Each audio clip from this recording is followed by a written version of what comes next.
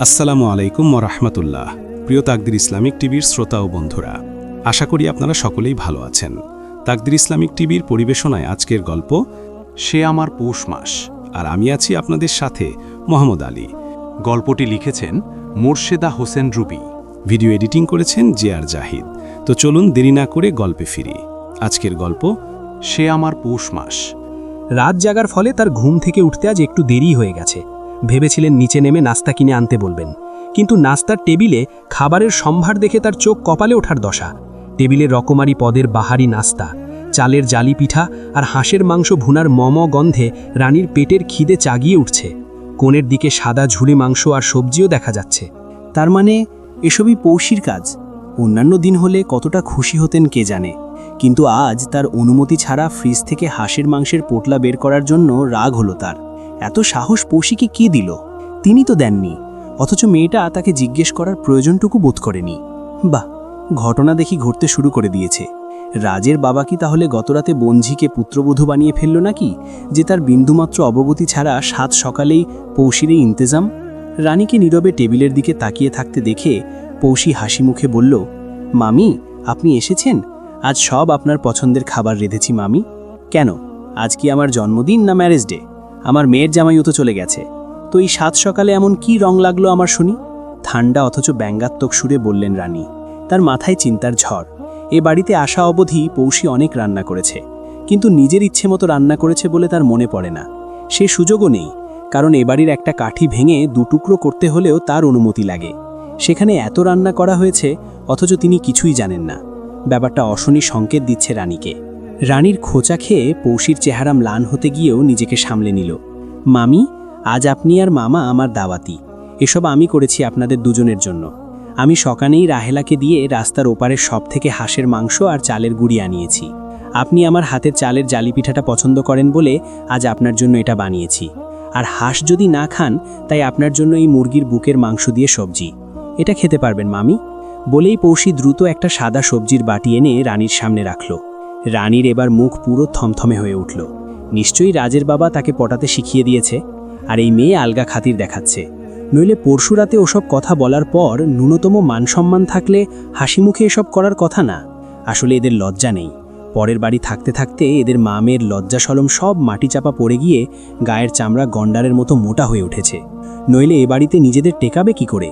রানী chair টেনে বসে বললেন, হঠাৎ আমাকে খুশি করার জন্য এত উঠে পড়ে লাগলি? মতলব কি? নাকি ভেবেছিস এসব করলেই? মামি, পৌষি দ্রুত থামিয়ে দিল রানীকে। মুখের হাসিটি অম্লান রেখে বলল, একদিন আপনাকে চালের জালি পিঠা বানিয়ে খাইয়ে বলে আপনি খুশি হয়ে আমাকে 500 টাকা বকশিশ দিয়ে বলেছিলেন পছন্দ মতো কিছু কিনে নিস। ওই টাকাটা দিয়েই আজকে আমি পছন্দের কিছু জিনিস কিনেছি আপনাদের রেঁধে খাওয়াবো বলে। আর তো কোনোদিন রেঁধে খাওয়াতে পারবো না, তাই পরশু তো আমরা চলে যাচ্ছি। তাই ভাবলাম। রানী সামান্য চমকে তাকালেন। পরশু চলে যাচ্ছিস মানে? কোথায়? বান্দরবান। আন্দামান ভ্যালি ফোন দিয়েছে, যেতেই নাকি হবে। মা গতরাতেই সেসব কথা মামাকে বুঝিয়ে বলেছে। মামা অনুমতি দিয়েছে। আগামী পরশুদিন আমাদের বান্দরবন চলে যেতে হবে। এখন থেকে ওখানেই থাকব। তাই ভাবলাম যাবার আগে আপনাকে আর মামাকে পিঠাটা বানিয়ে খাইয়ে যাই। আর কোনোদিন পারি না পারি। রানী রীতিমতো স্তব্ধ হয়ে গেলেন। এতক্ষণ কি ভেবেছিলেন আর কি হয়েছে, এসব তো তার মাথাতেই আসেনি। শাহেদা তাহলে চলে যাওয়ার সিদ্ধান্ত নিয়েছে, এবং সেটা অতি সুকৌশলে। নইলে রাজের বাবা এ নিয়ে চুপ থাকার মানুষ না।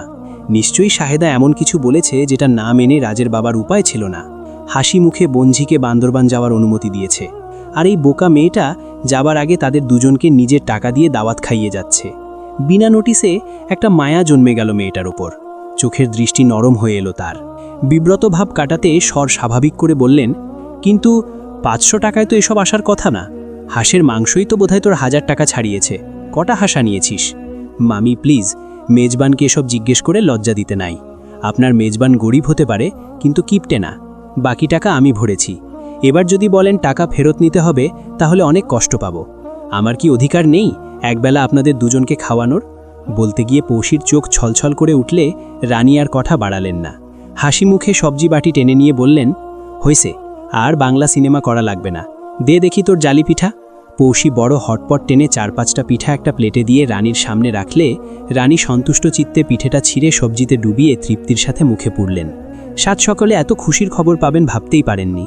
শাহেদা বেগম বিদায় নিচ্ছে, পৌশিকে দিয়ে রাজের দুশ্চিন্তা দূর হচ্ছে, রাজের বাবাও ঠান্ডা আর বোনাস হিসেবে এই নরম জালি পিঠাগুলো। জীবনটা কত আনন্দময়। রানী আগ্রহ করে বেশ কয়েকটা পিঠাই খেলেন। মনে মনে স্বীকার করতে বাধ্য হলেন পৌশিটার আসলেই গুণ আছে। পিঠেটা কি দারুণ সফট আর সুস্বাদু হয়েছে, খালি খেতেই এত ভালো লাগছে। মুখে বললেন, কতগুলো বানিয়েছিস রে, এত কে খাবে? একটু বেশি করে করেছি মামি, যেন ইরা আপু চলে এলে খেতে পারে, আর বেশি থাকলেও সমস্যা নেই। একটা বক্সে করে ফ্রিজে রেখে দিলেও বিকেলের নাস্তায় বা কালকে সকালে ওভেনে গরম করে নিলেই হবে। কথা বলতে বলতে পৌশি দুটো প্লেটে নাস্তা সাজিয়ে ফেলল। একটা মীরার রুমে যাবে আর একটা রাজের। পৌশি সতর্কতার সাথে বলল, বুঝতে পারছি না মামি, এগুলো ভাইয়া আর মীরা কি পছন্দ করবে? ওদের দেব? রানীর তখন কবজি ডুবিয়ে খাবার মতো অবস্থা চলছে। হাঁসের কারিটা দেখিয়ে বললেন, আমাকে ছোট্ট দুটো মাংস দে তো, 2-1 টুকরা খেলে কিছু হবে না। আর কি বললি, রাজ আর মীরা খাবে কি না? তুই পাঠিয়ে দেখ, খাবে মানে খুশি মনে খাবে। রাজ এই আইটেমটার পাগল, মীরাও খুব পছন্দ করে। রাহেলাকে দিয়ে ওদেরকে পাঠিয়ে দে। পৌশি সন্তর্পণে দীর্ঘশ্বাস ফেলে রাহেলাকে ডেকে ওদের দুজনের নাস্তা ধরিয়ে দিয়ে রানীর সামনে হাঁসের ভুনা বাটিটা রাখল। কান্না চেপে রাখতে কষ্ট হচ্ছে পৌশির। নাস্তা ট্রে দেখলে রাজ কি ভাববে কে জানে, কারণ আজকের সমস্ত প্রয়াস শুধু রাজের জন্য। বেচারা গতরাতে মেসেজ পাঠিয়ে অনুরোধ করেছে, বেশ কাতর ছিল সেই বার্তাগুলো। সেটা পড়ে পৌশি সারা রাত কেঁদে বুক ভাসিয়েছে। তারপর ভোরে উঠেই ফজরের নামাজ পড়ে ঘড়িতে 8টা বাজার অপেক্ষা করছিল। 8:15টার দিকেই রাহেলাকে টাকা দিয়ে শপে পাঠিয়ে জিনিসগুলো আনিয়ে নিয়েছে। সারাটা সকাল বসে বসে এইসব রান্না করেছে যত্নের সাথে। না করে উপায় ছিল না পৌশির। রাজ লিখেছিল, যাচ্ছ যাও, আটকাবো না, শুনতেও চাই না কতটা ভালোবাসো। শুধু একটা আবদার, যাবার আগে প্রিয় কয়েকটা খাবার খেতে মন চাইছে। কি আর করব, রাধুনীকে যখন আর পেলাম না, তার হাতের রান্নাটুকুতেই না হয় সান্ত্বনা খুঁজে নেব। এটাকে যদি কোনো আদেশ ভাবো তো আমাকে অপমান করলে। এটা ভালোবাসার দাবি। জানি তো ভালোবাসো, কিন্তু বলবে না। নাই বা বললে আমি হাঁসের গোস্ত আর চালের পিঠেকেই ভালোবাসার নাম দিয়ে নেব। আর যদি এসব নাও করো, কোনো সমস্যা নেই। মনকে বোঝাবো পৌশি তোকে ভালোবাসে না, বাসলে চলে যাবার আগে খালি পেটে রেখে যেত না। তাই ভালো থেকো। কাল সকালের নাস্তায় আমার কাছে তোমার ভালোবাসার চিঠি হয়ে আসবে। তোমার পেটুক প্রেমিক রাজ, তোমার হতে চাওয়া স্বামী রাজ, তোমার জীবনের একমাত্র যন্ত্রণা রাজ। পৌশি মেসেজটা ডিলিট করতে চেয়েও পারেনি, বরং 7 সকালে উঠেই কাজে নেমে পড়েছিল। যদিও রাজের দাবি নাস্তাতেই সীমাবদ্ধ ছিল, কিন্তু পৌশি ব্যক্তিগত উদ্যোগেই প্রায় 10-12 পদের ভর্তা করেছে দুপুরের জন্য। আর এসব দেখে যেন মামির সন্দেহ না হয়, সে কারণেই বুদ্ধি করে সবকিছুতে মামা আর মামির নাম দিয়েছে। তাতে রাজের পছন্দের ব্যাপারটা চাপা পড়ে যাবে। মাকেও একই বুঝ দিয়েছে। মা অবশ্য কোনো প্রতিক্রিয়া দেননি, কেবল শান্তস্বরে বলেছেন, আছি আর 2টা দিন, করে নে এদের বাদিগিরি, তারপরে আর জন্মের মতো এদের চেহারা দেখব না কোনো দিন। শুনে পৌশির বুকটা কেঁপে উঠেছিল। রাজকে আর কোনোদিন দেখবে না, কথাটা শেলের আঘাত এনেছিল বুকে। কোনো সাধু বাক্য দিয়েই আজ যেন মনকে বোঝাতে পারছে না। গুনাহ, জেনা, অন্যায়, হারাম এসব শব্দের উত্তর ফিরে আসছে প্রশ্ন হয়ে। তাহলে কেন হালাল করা যাবে না? কেন গুনাহ মোচনের পথ বন্ধ? কেন দুজন দুজনকে পছন্দ করার পরও বিয়ে করতে পারবে না? এটা তো ইসলামের রীতি নয়। ওদের এমন পরিণতির জন্য কে দায়ী?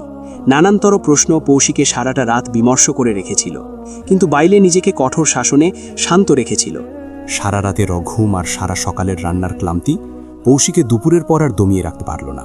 ক্লান্তিতে শরীর ভেঙে আসতে চাইছে। বিছানায় গড়িয়ে পড়তেই ঘুমে ডুবে গেল বেচারি। কতক্ষণ ঘুমিয়েছে বলতে পারবে না। মায়ের ধাক্কায় ঘুম ভাঙল। পৌশির চোখ মেলতে কষ্ট হচ্ছিল। ঘুম জড়ানো চোখে তাকাতেই শাহেদা মৃদু ঝামটা মেরে বললেন, আর কত ঘুমাবি? বাদিগিরি তো এখনো শেষ হয়নি। যা, তোকে ডাকছে। কে? কে আবার? তোর মহারানী মামি।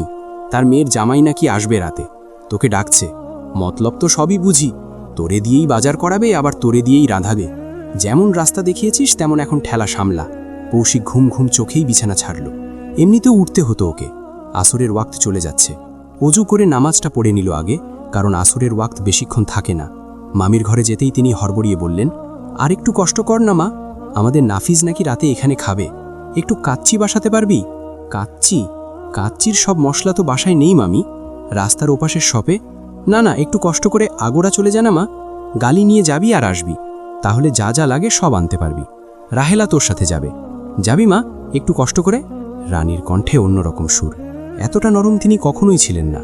চলে যাবার কথা শুনেই কি পৌশির সমস্ত শরীর ব্যথা করছিল। তবে ঘুমটা দেয়াতে একটু ফ্রেশ লাগছে। মাথায় এখনও হালকা চাপ দিয়ে ব্যথা, কিন্তু উপায় নেই, রাঁধতেই হবে। কেননা মামির অনুরোধের সুরের এমনতর আদেশ নতুন নয়, এ পর্যন্ত অসংখ্যবার হয়েছে এমন। কাজেই পৌশিকে যেতেই হবে। মৃদুস্বরে বলল, আচ্ছা আমি বোরকাটা পরে আসি, রাহেলাকে বলুন তৈরি হতে। বলে পৌশি নিজেদের ঘরে চলে এলো। ওকে বোরকা হাতে নিতে দেখেই শাহেদা বিড়বিড় করে রানীর 14 গোষ্ঠী উদ্ধার করতে লাগলেন। গাড়ি আগোরার সামনে থেমেছে ভেবে পৌশি নামার উদ্যোগ করেও বাইরে তাকিয়ে থেমে গেল। ড্রাইভারকে বলল, এখানে কেন আজিম চাচা? আপনি তো আগোরা যাবেন। আমাকে তো আবরাজ ভাই এখানেই আসতে বললেন আম্মা। বলে গাড়ি একপাশে থামালেন আজিম মিয়া। এমন সময় রাজকে গাড়ির জানালায় উঁকি দিতে দেখে কলজে ধরাস করে উঠল পৌশির। রাজ বলল, এসে গেছ? নামো এবার। রাহেলা গাড়িতে থাক, তুমি একা আসো। আমি আসবো মানে? এখানে কি? পৌশি অবাক, তবে রাজের মুখটা সামান্য কঠিন হয়ে গেল। রাহেলার দিকে একবার তাকিয়ে বলল, সব ফিরিস্তি কি এখানে বসেই শুনবে? আশ্চর্য, তোমার চাচা এসেছেন, তার সাথে দেখা করতে হবে। কই নামো। বলে তাগিদ দিয়ে রাজ নিজেই জানালা দিয়ে হাত বাড়িয়ে গেট আনলক করে দরজা খুলে দিলে পৌশি ম্রিয়মান ভঙ্গিতে নেমে এলো। রাজ আজিম চাচাকে আর রাহেলাকে অপেক্ষা করতে বলে পৌশিকে নিয়ে বিশাল শপিং মলে ঢুকে পড়ল। চুপচাপ ওকে ফলো করা ছাড়া কোনো উপায় নেই পৌশির। কি বলবে ভেবে না পেয়ে ওর পেছন পেছন হাঁটতে লাগলো। রাজ এসকেলেটরে চড়ার আগে ঘুরে দাঁড়ালো। এখনও কি আগের মতো ভয় পাও? উঠতে না পারলে চলো, ওপাশে সিঁড়ি আছে, কি যাবে? পৌশি অপমানিত বোধ করল। ও জানে রাজ এমনটা কেন বলছে। অনেক আগে একবার এক আত্মীয়ের বিয়েতে যখন ওরা সবাই একটা রেস্টুরেন্টে গিয়েছিল, সেখানে পৌশি এসকেলেটরে চড়া নিয়ে বেশ ঝামেলা করায় পরবর্তীতে রাজ সুযোগ পেলেই এ নিয়ে ওকে খেপাতো।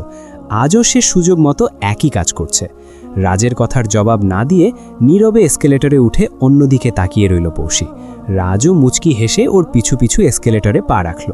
5 তলায় এসে একটা সুসজ্জিত গেটের কাছে এসে থামল রাজ। এই ফ্লোরে তেমন কোনো দোকানপাট নেই, থাকলেও সেগুলো চালু হয়নি। কেবল পাশেই একটা ফুলের দোকান আর তার পাশে ক্যাসেটের দোকান। পৌশি চারপাশ দেখে হঠাৎ বলল, কই চাচ্চু কই? এই না বললেন চাচ্চু এসেছে? আসেনি, তবে আসবে। শান্ত ভঙ্গিতে কথাগুলো বলে রাজ পকেট থেকে মোবাইল বের করে কানে ঠেকালো। পৌশি বোকার মতো কিছুক্ষণ রাজকে দেখে ফের চারপাশে তাকালো। এই ফ্লোরটাতে লোকজনের আনাগোনা এমনিতেই কম। পৌশির ভয়ে অস্থির লাগছে। রাজের এখানে আসার উদ্দেশ্য কি? ভাবতে ভাবতেই উত্তরটা পেয়ে গেল পৌশি। হঠাৎই সামনের দরজাটা খুলে গেল। একদল লোক হইচই করতে করতে বেরিয়ে এলো। দলটার পুরোভাগে রয়েছে একটা বউ, আর তার পাশের জনকে দেখেই বোঝা যাচ্ছে ওটা জামাই। পৌশির এবার আতঙ্কে জমে যাওয়ার দশা হলো।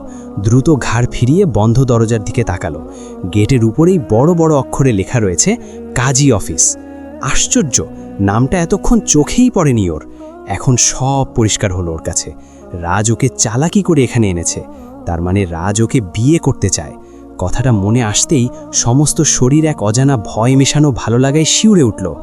বড় মারণঘাতী এই ভালো লাগা, বেশ মারণঘাতী এই ভালো লাগা। বেশিরভাগ ক্ষেত্রেই এই ভালো লাগার সামনে বাস্তবতা মার খেয়ে যায়, অনেকটা যা হবে দেখা যাবের মতো। কিন্তু পৌশির মনে ভালো লাগার চেয়েও বেশি প্রভাব ফেলছে মায়ের ভয়। মা ওকে নিঃসন্দেহে বটি দিয়ে 3 টুকরো করে ফেলবে। তার চেয়ে বড় কথা, মামি যা তা বলে মাকে অপমান করবে, আর সেই অপমান সহ্য করতে না পেরে মা ওকে মারবে, তারপর নিজেও মরবে। মায়ের যা বদরাগ, না অসম্ভব, এত বড় অঘটন ঘটাতে পারবে না পৌশি, মরে গেলেও না। ভয়ে না কষ্টে পৌশি জানে না, তবে ওর চোখ দুটো এবার পানিতে ভরে গেল। জলভরা চোখেই রাজকে দেখল। এদিকে পিঠ দিয়ে রেখেছে সে, ফোনে খুব ব্যস্ত ভঙ্গিতে কারো সাথে কথা বলছে। পৌশির প্রবল ইচ্ছে হলো একটা ছুট লাগায় এখান থেকে, কিন্তু রাজকে এভাবে ধোকা দিতেও খারাপ লাগছে। তার চেয়ে এসব তামাশা না করে রাজকে বলেই চলে যাবে পৌশি। মুখ নামিয়ে আঙুলের কোণ দিয়ে চোখ মুছেই সামান্য চমকে উঠল। রাজ কথা শেষ করে ওর সামনে এসে দাঁড়িয়েছে। সামান্য ঝুঁকে ভারী স্বরে বলল, কি ভাবছ? এখানে কেন এনেছেন আমাকে? কান্না ভেজা কণ্ঠে বলল পৌশি। আমরা বিয়ে করব পৌষ, শান্ত ভঙ্গিতে বলল রাজ। প্লিজ এভাবে অন্তত না, অনেক বড় হাঙ্গামা বেঁধে যাবে, ধরা গলায় বলল পৌশি। তাহলে কিভাবে বলো? তুমি যেভাবে বলবে সেভাবেই হবে। আমি তোমার জন্য সব রকম করতে প্রস্তুত, কিন্তু তোমাকে ছাড়া আমার চলবে না। নিজেকে কোনোভাবেই সামলাতে পারছি না পৌষ। তুমি বান্দরবন চলে যাবে শুনে পাগল পাগল লাগছে। জেনে শুনে তোমাকে হারাতে পারবো না পৌষ। এখান থেকে সিরিয়াস আলটিমেটাম আসছে গত রাত থেকে, বলে নিজের বুকের বাম দিকে টোকা দিয়ে দেখালো। আম্মু আমাকে মেরে ফেলবে। পৌশি এবার কেঁদে ভাসালো। তার আগে আমাকে মারতে হবে। কিন্তু কিভাবে? আমি তো থাকবো Bandarban. That is the question. এটা আমিও ভেবেছি। তবে বিয়েটা করার মূল উদ্দেশ্য হচ্ছে তোমাকে অন্যত্র বিয়ে হতে না দেওয়া। কারণ এতটুকু বুঝতে পারছি, কোনো এক বিচিত্র কারণে ফুপি তোমাকে আমার কাছ থেকে সরিয়ে নিচ্ছেন। আমার কাছে তিনি তোমাকে বিয়ে দেবেন না। তোমার নাম দিয়ে মিথ্যে বলে বাপ্পির প্রস্তাব ফিরিয়ে দিয়েছেন তিনি। ভাবা যায়? আমাকে ফেরানোর তার কি কারণ থাকতে পারে? আমার অপরাধটা কি? পৌষি চোখ নামালো। কারণটা সে জানলেও বলতে পারছে না। কারণ মামি রাজের মা, আর ছেলের কাছে মায়ের বিরুদ্ধে বলে রাজের কান ভারী করতে চায় না পৌষি। শুধু নিজের স্বার্থ রক্ষার জন্য পৌষি এত নিচে নামতে পারবে না। জানি কি ভাবছ, তবে তোমাকে এতটুকু নিশ্চিন্ত করছি যে বিয়েটা আমরা করব শুধুমাত্র নিজেদের মেলামেশাটা সহজ করার জন্য। যতটুকু দেখেছি তুমি ইসলামের নিয়মকানুনগুলো প্র্যাকটিস করতে চেষ্টা করো, এটা অবশ্যই খুব ভালো। কাজেই আমি এমন কিছু করব না যা তোমাকে বিপদে ফেলে। আমার শুধু একটাই সংশয় ছিল, সেটা হচ্ছে তুমি আমাকে ভালোবাসো কিনা। সংশয় পুরোপুরি দূর হয়েছে। কাজেই এখন আমার কাছে কোনো বাধা না। আমরা আজই বিয়ে করব, পরস্পরের জন্য বৈধ হয়ে যাব, যেন আমাদের মেলামেশা কথা বলা জেনার পর্যায়ে না পড়ে। কিন্তু এভাবে মেয়েরা একা বিয়ে করতে পারে না, ওয়ালি লাগে। জানি, সে ব্যবস্থাও করেছি। দেখুন, ইসলাম কোনো তামাশা না যে আপনার বন্ধুদের একজনকে ধরে আমার উকিল বাপ বানিয়ে আমাকে বিয়ে করে নিলেন। আমি এভাবে চাই না। পৌষি, আমি ইসলাম কম জানতে পারি, কিন্তু যতটুকু জানি তার সঠিকটুকুই মানতে চেষ্টা করি। আমি তোমার গার্ডিয়ান হিসেবে তোমার চাচুকেই রেখেছি। চাচু? কোন চাচু? বড় না মেজো? রাজ মাথা দুলাতেই এসকেলেটরে ফিদে পৌষির মেজো চাচা আর চাচিকে আসতে দেখা গেল। পৌষির মুখ বিস্ময়ে হাঁ হয়ে গেল। রাজ ততক্ষণে এগিয়ে গিয়ে তাদের অভ্যর্থনা জানিয়ে নিয়ে এলে চাচি হেসে ওর কাঁধে হাত রাখলেন। কি রে, আজ তো এই চাচিকেই দরকার পড়ল। তোর মা তো আমাদের পাত্তাও দেয় না, যার কারণে রাগ করে তোর আঁকতে যায়নি। তোর মা? চাচি প্লিজ, ওকে এসব বলে লাভ নেই। ও এসবের কিছুই বলতে পারবে না। তার চেয়ে আপনারা বড়রা আছেন, আমাদের বিপদে আমাদের পাশে থাকবেন, এটাই তো চাওয়া। ফুপির মন বুঝেই এভাবে বিয়েটা করতে হচ্ছে, নয়তো এভাবে বিয়েটা আমারও ইচ্ছে ছিল না। চলুন, আর দেরি না করে ভেতরে যাওয়া যাক। পৌষির হাত পা সমানে কাঁপছে। রাজ ওকে নীরবে দেখে বলল, এমন করো না পৌষি, আমি আছি না। মনে রেখো, তুমি একা নও। আর বেশরীয়তি কিছু করছি না আমরা। বাপ্পিকে ডাকতে পারতাম, কিন্তু তাতে জিনিসটা অন্যরকম হয়ে যেত। তাছাড়া মাত্র অল্প কয়েকটাই মাস, তারপর সবাইকে ম্যানেজ করে আমরা বিয়ের ঘোষণা দেব। ততদিনে যেন অন্তত নিজেরা নিজেদের জন্য বরাদ্দ হয়ে থাকি, সে কারণেই তো বিয়েটা করছি। এবার অন্তত হাসি মুখে সম্মতি দাও প্লিজ। পৌষি কান্না চেপে ঘোরের মধ্যে কবুল বলল। বলতে পেরে ওর নিজের কাছেই জন্য হঠাৎ হালকা লাগছে। রাজের সই করা হলে পৌষি নিজেও সই করল। কাজী সাহেব ওদের জন্য দোয়া করলেন। মিষ্টি ফিদ সাথেই নিয়ে এসেছিল। মিষ্টি বিতরণ শেষে রাজ সবার অনুমতি নিয়ে নিচে চলে এলো। পৌষির চাচা ওর মাথায় হাত রেখে বললেন, কখনো কোনো সমস্যা দেখলে আমাকে ডাকবি। পৌষি কোনো রকমে মাথা ঝাঁকালো। অদ্ভুত অনুভূতি হচ্ছে ওর। মাত্র কয়েকটা মিনিটের মধ্যেই ও কিভাবে রাজের হয়ে গেল। এ কি স্বপ্ন না সত্যি? রাজের দিকে তাকালো। অপার আনন্দ ওর চোখে মুখে। সবার সাথে হাত মিলিয়ে বিদায় দিচ্ছে। বিদায় পর্ব সেরে পৌষির সামনে এসে দাঁড়ালো। রাজের অন্তর্ভেদী চোখ পৌষির কোলজেটাকে এফোড় ওফোড় করে দিচ্ছে। মুখ নামিয়ে বলল, এরই মধ্যে আংটিও কিনে ফেলেছেন? কি দরকার ছিল? এটা তো আর আসল বিয়ে না। যখন আসল বিয়ে হবে। কি আসল বিয়ে হয়নি? আমার কাছে মনেই হচ্ছে না আমার বিয়ে হয়েছে। পৌষি ম্লান হাসল। তা কি করলে মনে হবে যে বিয়ে হয়েছে? পৌষি হঠাৎ লজ্জা পেয়ে মুখ নামালো। ডান হাত তুলে বলল, আংটি কেনার কি দরকার ছিল? এটা দেখলেই তো আমার খবর হয়ে যাবে। এটা খুলে ফেলি? একদম না। সকাল থেকেই আন্দামানের মনটা খারাপ। এর বড় কারণ হলো সায়কার মেজাজ অসম্ভব রকমের চোটে আছে সকাল থেকে। এ পর্যন্ত কয়েক দফা ঝগড়া হয়েছে দুজনে। সায়কার রাগ করে দুপুরে ভাত পর্যন্ত খায়নি, শুধু ডাল আর আলু ভর্তা করে টেবিলে ফেলে রেখেছিল। পেটের জ্বালায় আন্দামান নিজের হাতেই তুলে নিয়ে খেয়েছে। খেতে খেতেই দেখেছে সায়কা মুখ কালো করে ঘরের কাজ করছে আর থেকে থেকে বিশুদ্ধ চাটগার ভাষায় গালির তুবড়ি ছোটাচ্ছে। হবেই আমার কফাল, এই রহম সোয়ামী আর কফালে আজিল, আর দরকার নাই। তোয়ার লাইন সোয়ামী আর দরকার নাই। আর তোমার নাট্যমি এগিন ফুয়াদ নলার, অর্থাৎ সবই আমার কপাল। এরকম স্বামী আমার কপালেই ছিল, দরকার নেই এমন স্বামী। তোমার মতো স্বামী আমার দরকার নাই। আমার কাছে তোমার এসব ঢঙের নাটক আর ভালো লাগে না। ঘর থেকে চেঁচিয়ে কথাগুলো বলতে লাগলো সায়কা। আন্দামানের মেজাজটা হুট করেই এবার গরম হয়ে উঠল। সে খাবার টেবিল থেকেই ধমক মেরে বলে উঠল, এই তুই চিৎকার করস কিল্লাই? তোর বাফের বাড়ির তো নাইলে তো খুশিতে দাঁত খুলি ফরে, আর আত্মীয়জ্ঞ নাম হুনলে তোর জলে কিল্লাই। সায়কা এবার রাগে গড়গড় করতে করতে বেরিয়ে এলো। আর লগে বুঝছে মাইতে হইলম মান, ফরফরানি বাইর হয়ে যাইব। আইতে দাও সাহিদা মামিন রে, ব্যাক হই দিম। অর্থাৎ আমার সাথে বুঝে লাগতে এসো বললাম। ফরফরানি বেরিয়ে যাবে, আসতে দাও শাহেদা মামিকে, সব বলে দেব। তুই হই দেখ না, লাথি মারি তোরে বাড়ির তন বাইর করুম বেটি, তালাক দিমু, তালাক। অর্থাৎ তুই বলে দেখ না, তোরে লাথি মেরে বাড়ি থেকে বের করব বেটি, তালাক দিব, তালাক। কি হইলি, তালাক দিবি? ছুটে গিয়ে রান্নাঘর থেকে ডাল ঘুটনি নিয়ে এসে হাত উঁচিয়ে দেখালো সায়কা। ইয়া দেখছস নি, মাথা হারাইয়া হালামু কুত্তা কুনহানকার। আরেকবার তালাকের নাম নিশস্ত। বিয়া হর্ষস কেরে কুত্তা, তালাক দিবার লাগি? আগে আর বাফের 2 লাখ টিয়া দে কুত্তা। অর্থাৎ কি বললি, তালাক দিবি? এটা দেখেছিস, মাথা ফাটিয়ে ফেলবো কুত্তা কোথাকার। আরেকবার তালাকের নাম যদি নিশিস তুই, বিয়ে করছিলি কেন কুত্তা? আগে আমার বাপের 2 লাখ টাকা দে কুত্তা। আন্দামান এবার চুপসে গেল। সায়কার মেজাজের পারুদ ফাটি ফাটি করছে। বেশি চড়ে গেলে ডাল ঘুটনি দিয়ে মেরে বসতে পারে, ওর ঠিক নেই। আদরের যেমন বাড়াবাড়ি, রাগলেও তেমনই। তার চেয়ে সময় থাকতেই চুপ করে যাওয়া বুদ্ধিমানের কাজ। যদিও ঝামেলার এখনও অনেক বাকি, শাহেদা মামির আসার পর সেসব দেখা দেবে। কেননা মামিদের আসার খবরটা শোনার পর থেকেই সায়কার মাথা খারাপ হয়ে আছে। তার মোটেও ইচ্ছা নয় শাহেদা মামি এখানে আসুক, কিন্তু আন্দামান নিজে বা কী করবে? তার স্বামীর জায়গা জমি, সে তো একদিন না একদিন আসবেই বুঝে নিতে। এতদিন আসেনি কারণ তার নিজের কিছু স্থিরতার প্রয়োজন ছিল, এখন তার নেই। পরিবর্তিত পরিস্থিতির সাথে খাপ খাইয়ে নেবার মতো শক্তি তৈরি হয়েছে মামির। তার সাথে ফোনে কথা বলে তাই মনে হয়েছে আন্দামানের। মামির ভয়েস আগের চেয়ে অনেক সাবলীল। কত সুন্দর করে বললেন, আমার ঘরদোর গুছিয়ে রেখো তা আন্দামান, আর তোমাদের ওইদিকে একটা ভালো কলেজ একটু যোগাযোগ করো, পৌষিটাকে ভর্তি করিয়ে দেব। তার মানে খুব সহজ, তিনি পার্মানেন্ট হতে আসছেন। 2-4 সপ্তাহের জন্য আসলে তো আর কলেজ বদলাতেন না। এটা শোনার পর থেকেই সায়কার মাথা খারাপ হয়ে আছে। সত্যি বলতে আন্দামান মামির অংশটার অনেকখানি নিজে ব্যবহার করছে, আর বাকিটা ভাড়া দিয়েছে। সেই ভাড়ার টাকা থেকেও বিল বাট্টা আর ট্যাক্স সংক্রান্ত নানান খরচ দেখিয়ে ভাড়ার অর্ধেক টাকাই সে নিজের কাছে রেখে দিতে পারছে। কিন্তু মামি এখানে চলে এলে সামনের মাস থেকে সেটা বন্ধ হয়ে যাবে। উপরন্ত মামিদের বাড়ির ছাদ আর নিচের খোলা জায়গাটুকু আন্দামান গত কয়েক বছর যাবৎ স্বচ্ছন্দে ব্যবহার করছে, সেই মামা বেঁচে থাকা অবস্থা হতেই। এছাড়াও এই বাড়ির জানালাবিহীন ছোট্ট রুমটিতে ভাড়া না দিয়ে ওখানে কয়েকটা বেঞ্চ ফেলে ছাত্রদের ব্যাচ পড়াতে পারছে। এজন্য তার আলাদা ভাড়াও বইতে হচ্ছে না। মামি তো এসবের কিছুই জানে না, তাই স্বাভাবিকভাবেই মামি আসার আগে আন্দামানকে সব কিছু বন্ধ করে দিতে হচ্ছে, আর এমন ভাব ধরতে হচ্ছে যেন সব ঠিক আছে, আগের মতোই আছে। মোট কথা উনি যেন কোনোভাবেই সন্দেহ না করেন যে আন্দামান মাহমুদুল মামার রেখে যাওয়া সম্পত্তি লুটে পুটে ভোগ করছে। তার চেয়ে বড় কথা, মামি এখন বাড়িটা ভেঙে ডেভেলপারকে দিতে চাইছেন। এতেও আন্দামানের বিরাট লস, কারণ মামিদের অংশের অর্ধেক ওর নিজের অংশ, কারণ তার মা ওয়ারিশ সূত্রেই মামার অর্ধেক পেয়েছিল। এখন মামি যদি সত্যিটার অংশ বিল্ডার্সদের দিয়ে দেয়, তবে আন্দামানের বাড়িটা দেখাবে বিল্ডিংয়ের পাশে ঝুপড়ি ঘরের মতো। এসব কিছু ভেবেই সায়কার মাথা খারাপ হওয়ার জোগাড় হয়েছে। তার বক্তব্য হলো, আন্দামানের কি প্রয়োজন ছিল মামির কানে বিল্ডার্সদের খবরটা দেওয়ার? তার মতে আন্দামানের উচিত ছিল খবরটা চেপে যাওয়া। এভাবে যতদিন যাবার যেত, আন্দামান ততদিনে ছেলে মেয়ে নিয়ে সামলে নেবার সুযোগটুকু অন্তত পেত।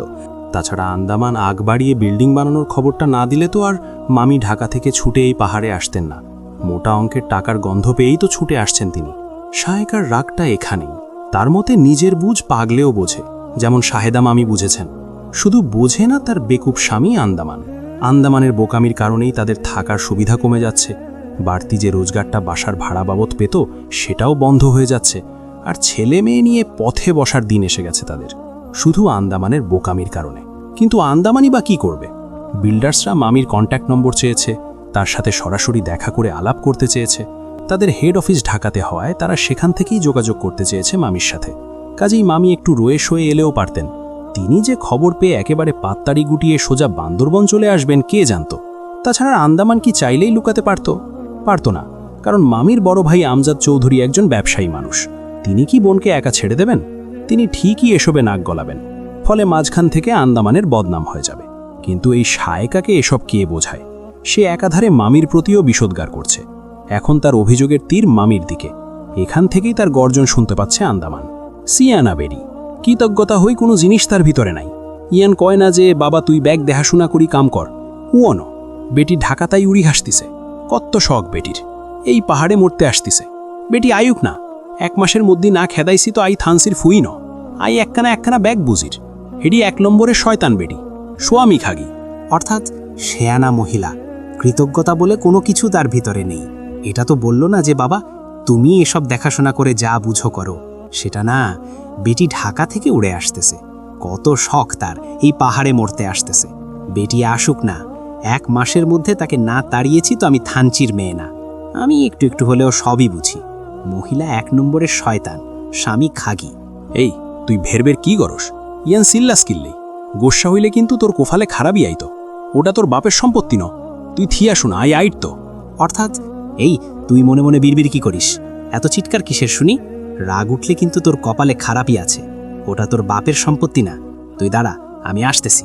আন্দামান এবার তেড়ে উঠলে শায়কাও তেড়ে উঠে বলল, ইক্কা তোর বাপেরও ন, অত গরম দেখাইস ন। শায়কা ঘর থেকেই ডাল ঘুটনি উঁচিয়ে বলল। অবস্থা বেগতিক দেখে আন্দামান আর কথা বাড়ালো না, মন খারাপ করে বেরিয়ে পড়ল বাইরে যাবার উদ্দেশ্যে। শায়কার সাথে সে বিয়ের পর থেকে কোনোদিনই পারেনি। যেদিন পারত সেদিন পারতে চায়নি, কেবল সহ্য করে গেছে। আজ বুঝলো বড় ভুল করেছে সে। আজ শায়কা তার উপর চড়াও হয়ে কথা বলা শিখে গেছে। পেছন থেকে শায়কার চিৎকার শোনা গেল, এ তুমি হন্ডে যদ্দে, তুমি কোথায় যাচ্ছ? মরতে, বলেই দরজা খুলে বেরিয়ে গেল আন্দামান। প্রতি ফজরে অ্যালার্ম বাজলেই পৌষি উঠে পড়ে। আজ অ্যালার্ম বাজার আগেই ভাইব্রেশন। রাত থাকতেই মোবাইলটা চোখের সামনে আনতেই দেখল রাজের ফোন। বিস্মিত হলো পৌষি। রাজ এখনো জেগে আছে? কি আশ্চর্য! সে তো গত রাতেও সারা রাত জেগেছিল পৌষিদের চলে যাওয়ার টেনশনে। আজ কেন? বুড়ো আঙুলের ছোঁয়ায় কল কেটে দিয়ে মেসেজ লিখল, এখনো জেগে আছো কেন? প্রায় সাথে সাথেই রাজের মেসেজ এলো, তোমাকে নামাজের জন্য তুলে দিলাম। দায়িত্ববান স্বামীর প্রথম দায়িত্ব দিয়ে আমাদের বিবাহিত জীবন শুরু করলাম। পৌষি নিঃশব্দে হাসল। এ এক অন্যরকম অনুভূতি।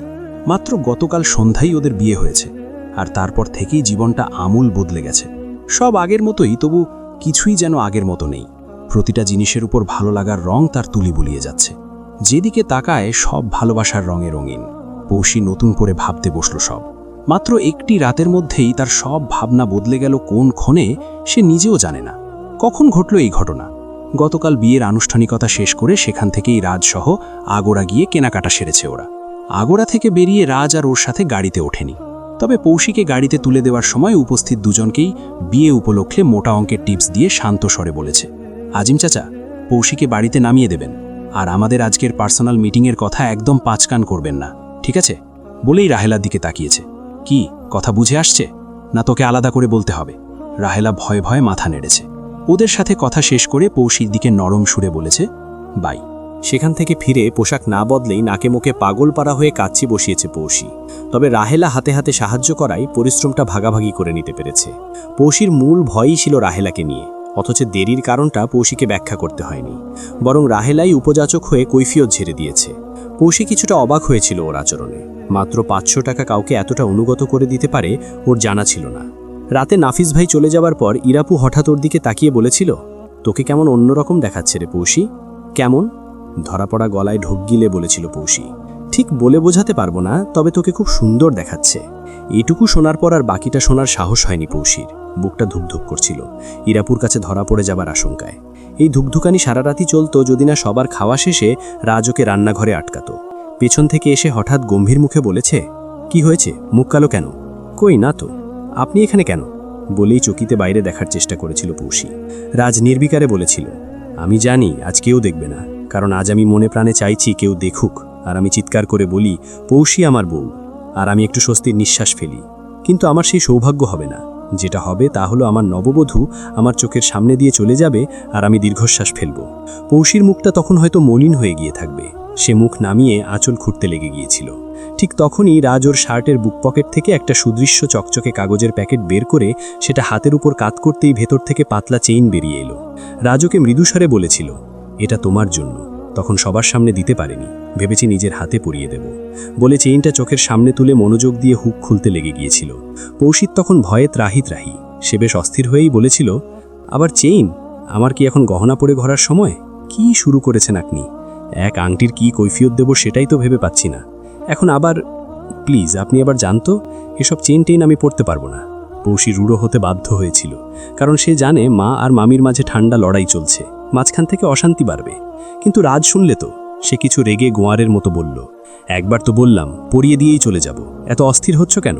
চুপচাপ সামনে আসো, এখন পরিয়ে দেই, পরে তুমি চাইলে এটা খুলে রাখতে পারবে অথবা কিছু একটা বলে চালিয়ে দিতে পারবে, যেমন তোমার ইচ্ছা, কিন্তু এখন আমাকে পড়াতে দিতে হবে। কই আসো। রাজের কণ্ঠে স্পষ্ট ধমক, যা উপেক্ষা করার শক্তি ছিল না পৌষির। তবে নতুন করে ধমকের সংজ্ঞা শিখেছিল। কিছু ধমকেও যে মধুমাখা থাকে তা আগে কোনোদিন জানা হয়নি। তবুও সে বলেছিল, আচ্ছা আমার হাতে দিন, আমি পরে নিচ্ছি। বলে দ্রুত অ্যাপ্রনে হাত মুছে সেটা বাড়িয়ে দিয়েছিল রাজের দিকে। রাজকে চাপা রাগ নিয়ে তাকিয়ে থাকতে দেখে অবশেষে হাত নামিয়ে ভয়ে ভয়ে নিজেকেই এগিয়ে যেতে হয়েছে সামনে। রাজ শান্ত মুখে ওকে চেইন পরিয়ে দিয়েছিল। পৌশির তখন যেন মনে হয়েছিল চেইনটা পরাতে এক যুগ লেগে যাচ্ছে রাজের। ওই সময়টায় রাজের কেমন লেগেছে পৌশি জানে না, কিন্তু ওর ফাগুন বনে আগুনের আঁচ টের পেয়েছিল সন্দেহ নেই। রাজের তপ্ত নিঃশ্বাস যখন ওর গণ্ডে আছড়ে পড়ছিল তখন ও শিউরে শিউরে উঠছিল। সেটা টের পেয়েই হয়তো চেইন পরানো শেষে রাজ কৌতুকমাখা স্বরে বলেছিল, কি হয়েছে? কিছু না, পৌশি আরক্ত মুখ নামিয়ে বলেছিল। তখন রাজ হেসে বলেছিল, এখন যাও, চেইন পরানো শেষ। পৌশিকে তবু ঠাই দাঁড়িয়ে থাকতে দেখে মুচকি হেসে পাজিটা বলেছিল, এখনও দাঁড়িয়ে আছো কি মনে করে? তখন তো পড়াতেই দেবে না, আর এখন গা ঘেঁষে দাঁড়িয়ে আছো, কাহিনী কি? আরও কিছু চাই? মুহূর্তেই পৌশির আত্মসম্মানের ঘরে দাউ দাউ আগুন লেগে গিয়েছিল। রেগে মেগে বলেছিল, মানুষকে অপমান করার স্বভাবটা এখনও যায়নি দেখছি, স্বভাবটা এবার বদলান, এরপরে আর ডাকলে কোনোদিন আসবো না দেখেন। বলে সতেজে মুখ ঘুরিয়ে চলে আসতে গেলে খপ করে ওর কবজি ধরে আটকে ছিল রাজ। নরম সুরে বলেছিল, রাগ করো না বউ, আমার মধুমাসের মৌ। আসলে আমি নিজেকে বড় শক্ত করেই আজ তোমার কাছে এসেছি, কারণ আমি তো নিজেকে জানি কতটা ভঙ্গুর আমি। তাই ঠিক করেছি সামাজিক পরিচিতি পাবার আগে আমরা আমাদের দাম্পত্য জীবন প্লেটোনিক লাভের পর্যায়েই রাখব। এটা আমার নিজের কাছে দেয়া ওয়াদা। যেদিন আমাদের ফুলেল বাসর হবে সেদিনই তুমি আমাকে পুরোপুরি পাবে, তার আগে না। কারণ আমি নিজেই নিজেকে একটা লেসন দিতে চাই। পৌশি অবাক হয়ে গিয়েছিল। কিসের লেসন? অপাত্রে ভালোবাসা দান করার। নিজেকে তোমার উপযুক্ত করে আগে গড়ে তুলি, তারপরই যা করার করব। ততদিনে যদি দেরি হয়ে যায়? কিসের দেরি? যদি আমাকে বিয়ের জন্য জোর করে তখন? মাকে তো আপনি চেনেন না, যা যে দাম্বর। এ কারণেই তো ওভাবে বিয়েটা করলাম, কারণ ছোট আম্মির চেয়েও বেশি চিনি তোমাকে। একেবারে ভিতর ডিম একটা, ধরে একটা পাত্র এনে 2 ধমক দিলে সুর সুর করে বিয়ে করতে রাজি হয়ে যাবা তুমি। এখন অন্তত আল্লাহকে ভয় করে হলেও পারবে না, কারণ তুমি বিবাহিত। আমি বিশ্বাস করি তুমি ওই মেয়েদের মতো নও যারা বিয়েটাকে একটা শুধু চুক্তি বা মহোৎসব মনে করে।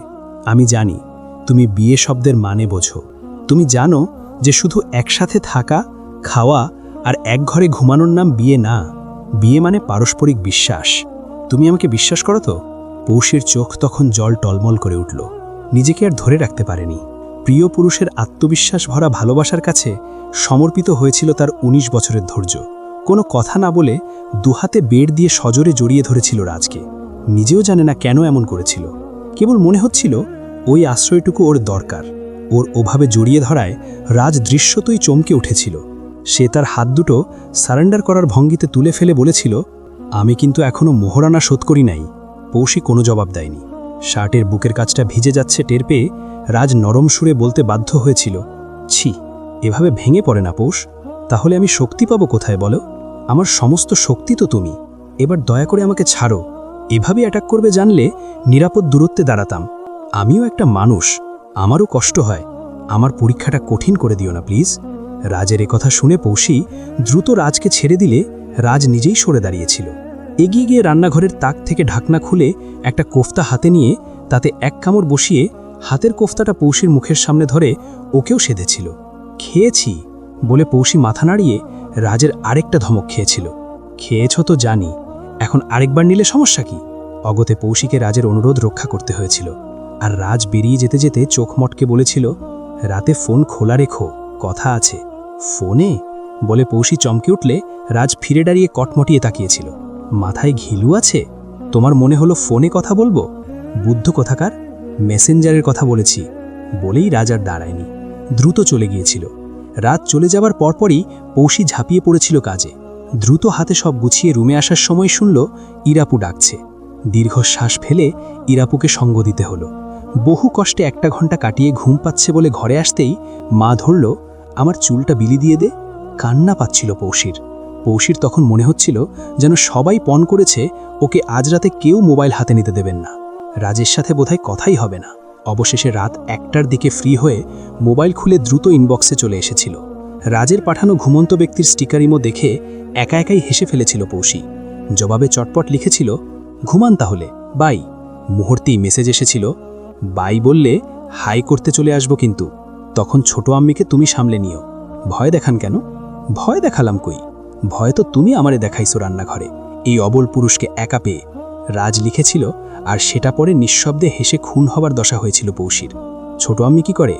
ঘুমিয়ে। ইরা কেন ডাকলো? সোয়ালিমের কথা বলতে। সোয়ালিম? পৌষি। গায়ে আগুন ধরে যাওয়া স্টিকার এলো সাথে। পৌষির সাথে সাথেই হাসি চেপে খুঁজে পেতে সরি বোধক একটা স্টিকার পাঠিয়েছিল। এভাবেই কেটেছে ওদের বিবাহিত জীবনের প্রথম রাত। শেষ রাতের খানিক আগে আপনা হতেই চোখটা লেগে এসেছিল পৌষির। গতকাল বিকেল থেকে একটার পর একটা ঘটনার কাজের চাপে ওকে ক্লান্ত করে দিয়েছিল বলেই হয়তো। তবে রাজের সাথে জুড়ে যাওয়া বন্ধনীটাই ওকে এখনও সতেজ রেখেছে। মনে হচ্ছে ও এখন আর কাউকেই ভয় করে না, কিছুতেই না। রানীর সময়টা আসলেই খারাপ যাচ্ছে। একটার পর একটা অঘটন তাকে মানসিকভাবে কাবু করে দিচ্ছে। বিশেষ করে নীরার অবাধ্যতা যেন দিনকে দিন সীমা ছাড়াচ্ছে। মাত্র সেদিনই বান্ধবীর জন্মদিনের কথা বলে ওর বাড়ি রাত কাটিয়ে এলো। আজ সকালেই আবার বলা নেই কমা নেই ব্যাকপ্যাক নিয়ে তৈরি, বন্ধুদের সাথে নাকি স্টাডি ট্যুরে যাবে। রানীর চট করে রাগটা চড়ে গেলেও তাৎক্ষণিকভাবে চেপে গিয়েছিলেন। যদিও মেয়ের কথা শুনেই তার মেজাজটা খারাপ হয়ে গিয়েছিল, কিন্তু রাজের বাবার শরীরের কথা ভেবে চেপে গেছেন। লোকটার প্রেশার গত রাত থেকেই হাই হয়ে আছে। আর একটু হলে মাথা ঘুরে বাথরুমেই পড়ে যেতেন। আল্লাহর রহমত ছিল বলে রক্ষা। শাওয়ারের নব ধরে সামলে নিতে পেরেছেন, তবে ভারী শরীরের গতি ঠেকাতে পারেননি। পতনোন্মুখ শরীরের ধাক্কায় মাথাটা দেয়ালে ঠুকে গিয়ে কপালটা ফুলে উঠেছিল। স্বামীর জড়ানো কণ্ঠের ডাক শুনে রানী নিজেই ছুটে গিয়ে তাকে ধরে বাইরে নিয়ে আসেন। খবর পেয়ে রাজ তখনই গিয়ে ডাক্তার এনে প্রেসার মাপিয়েছে।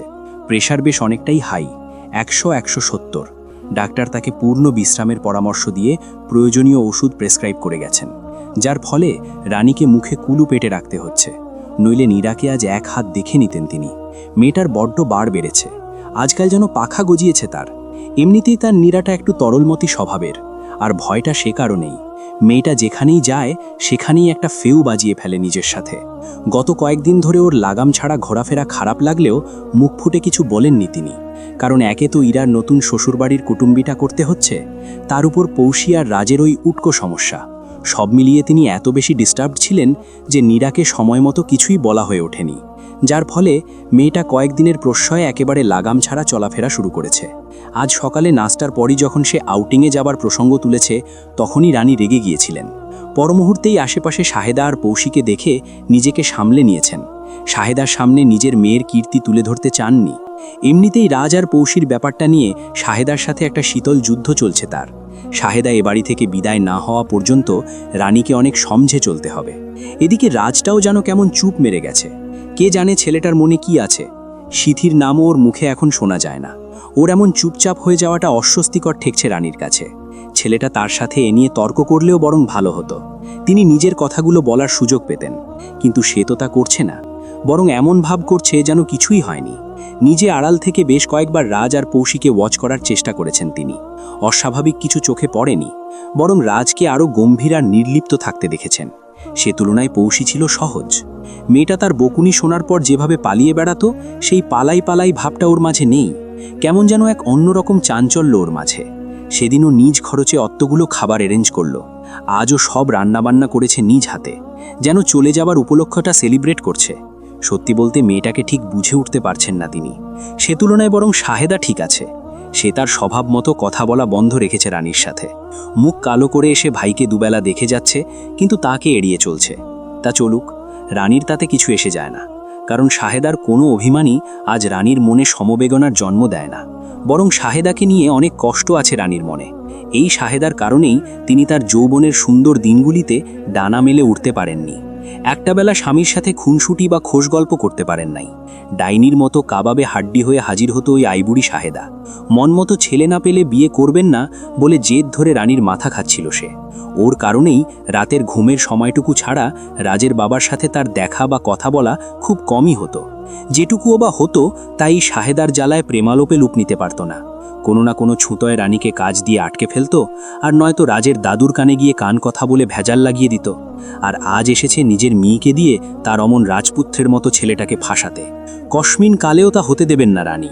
প্রয়োজনে আরও কঠোর হবেন তিনি, তবু রাজকে দিয়ে তার কলিজা ঠান্ডা হতে দেবেন না। এমনিতে পৌষির উপর তার কোনো ব্যক্তিগত ক্ষোভ নেই, বরং মেয়েটা মায়ের বিপরীত, হাসি খুশি আর কর্মপটু।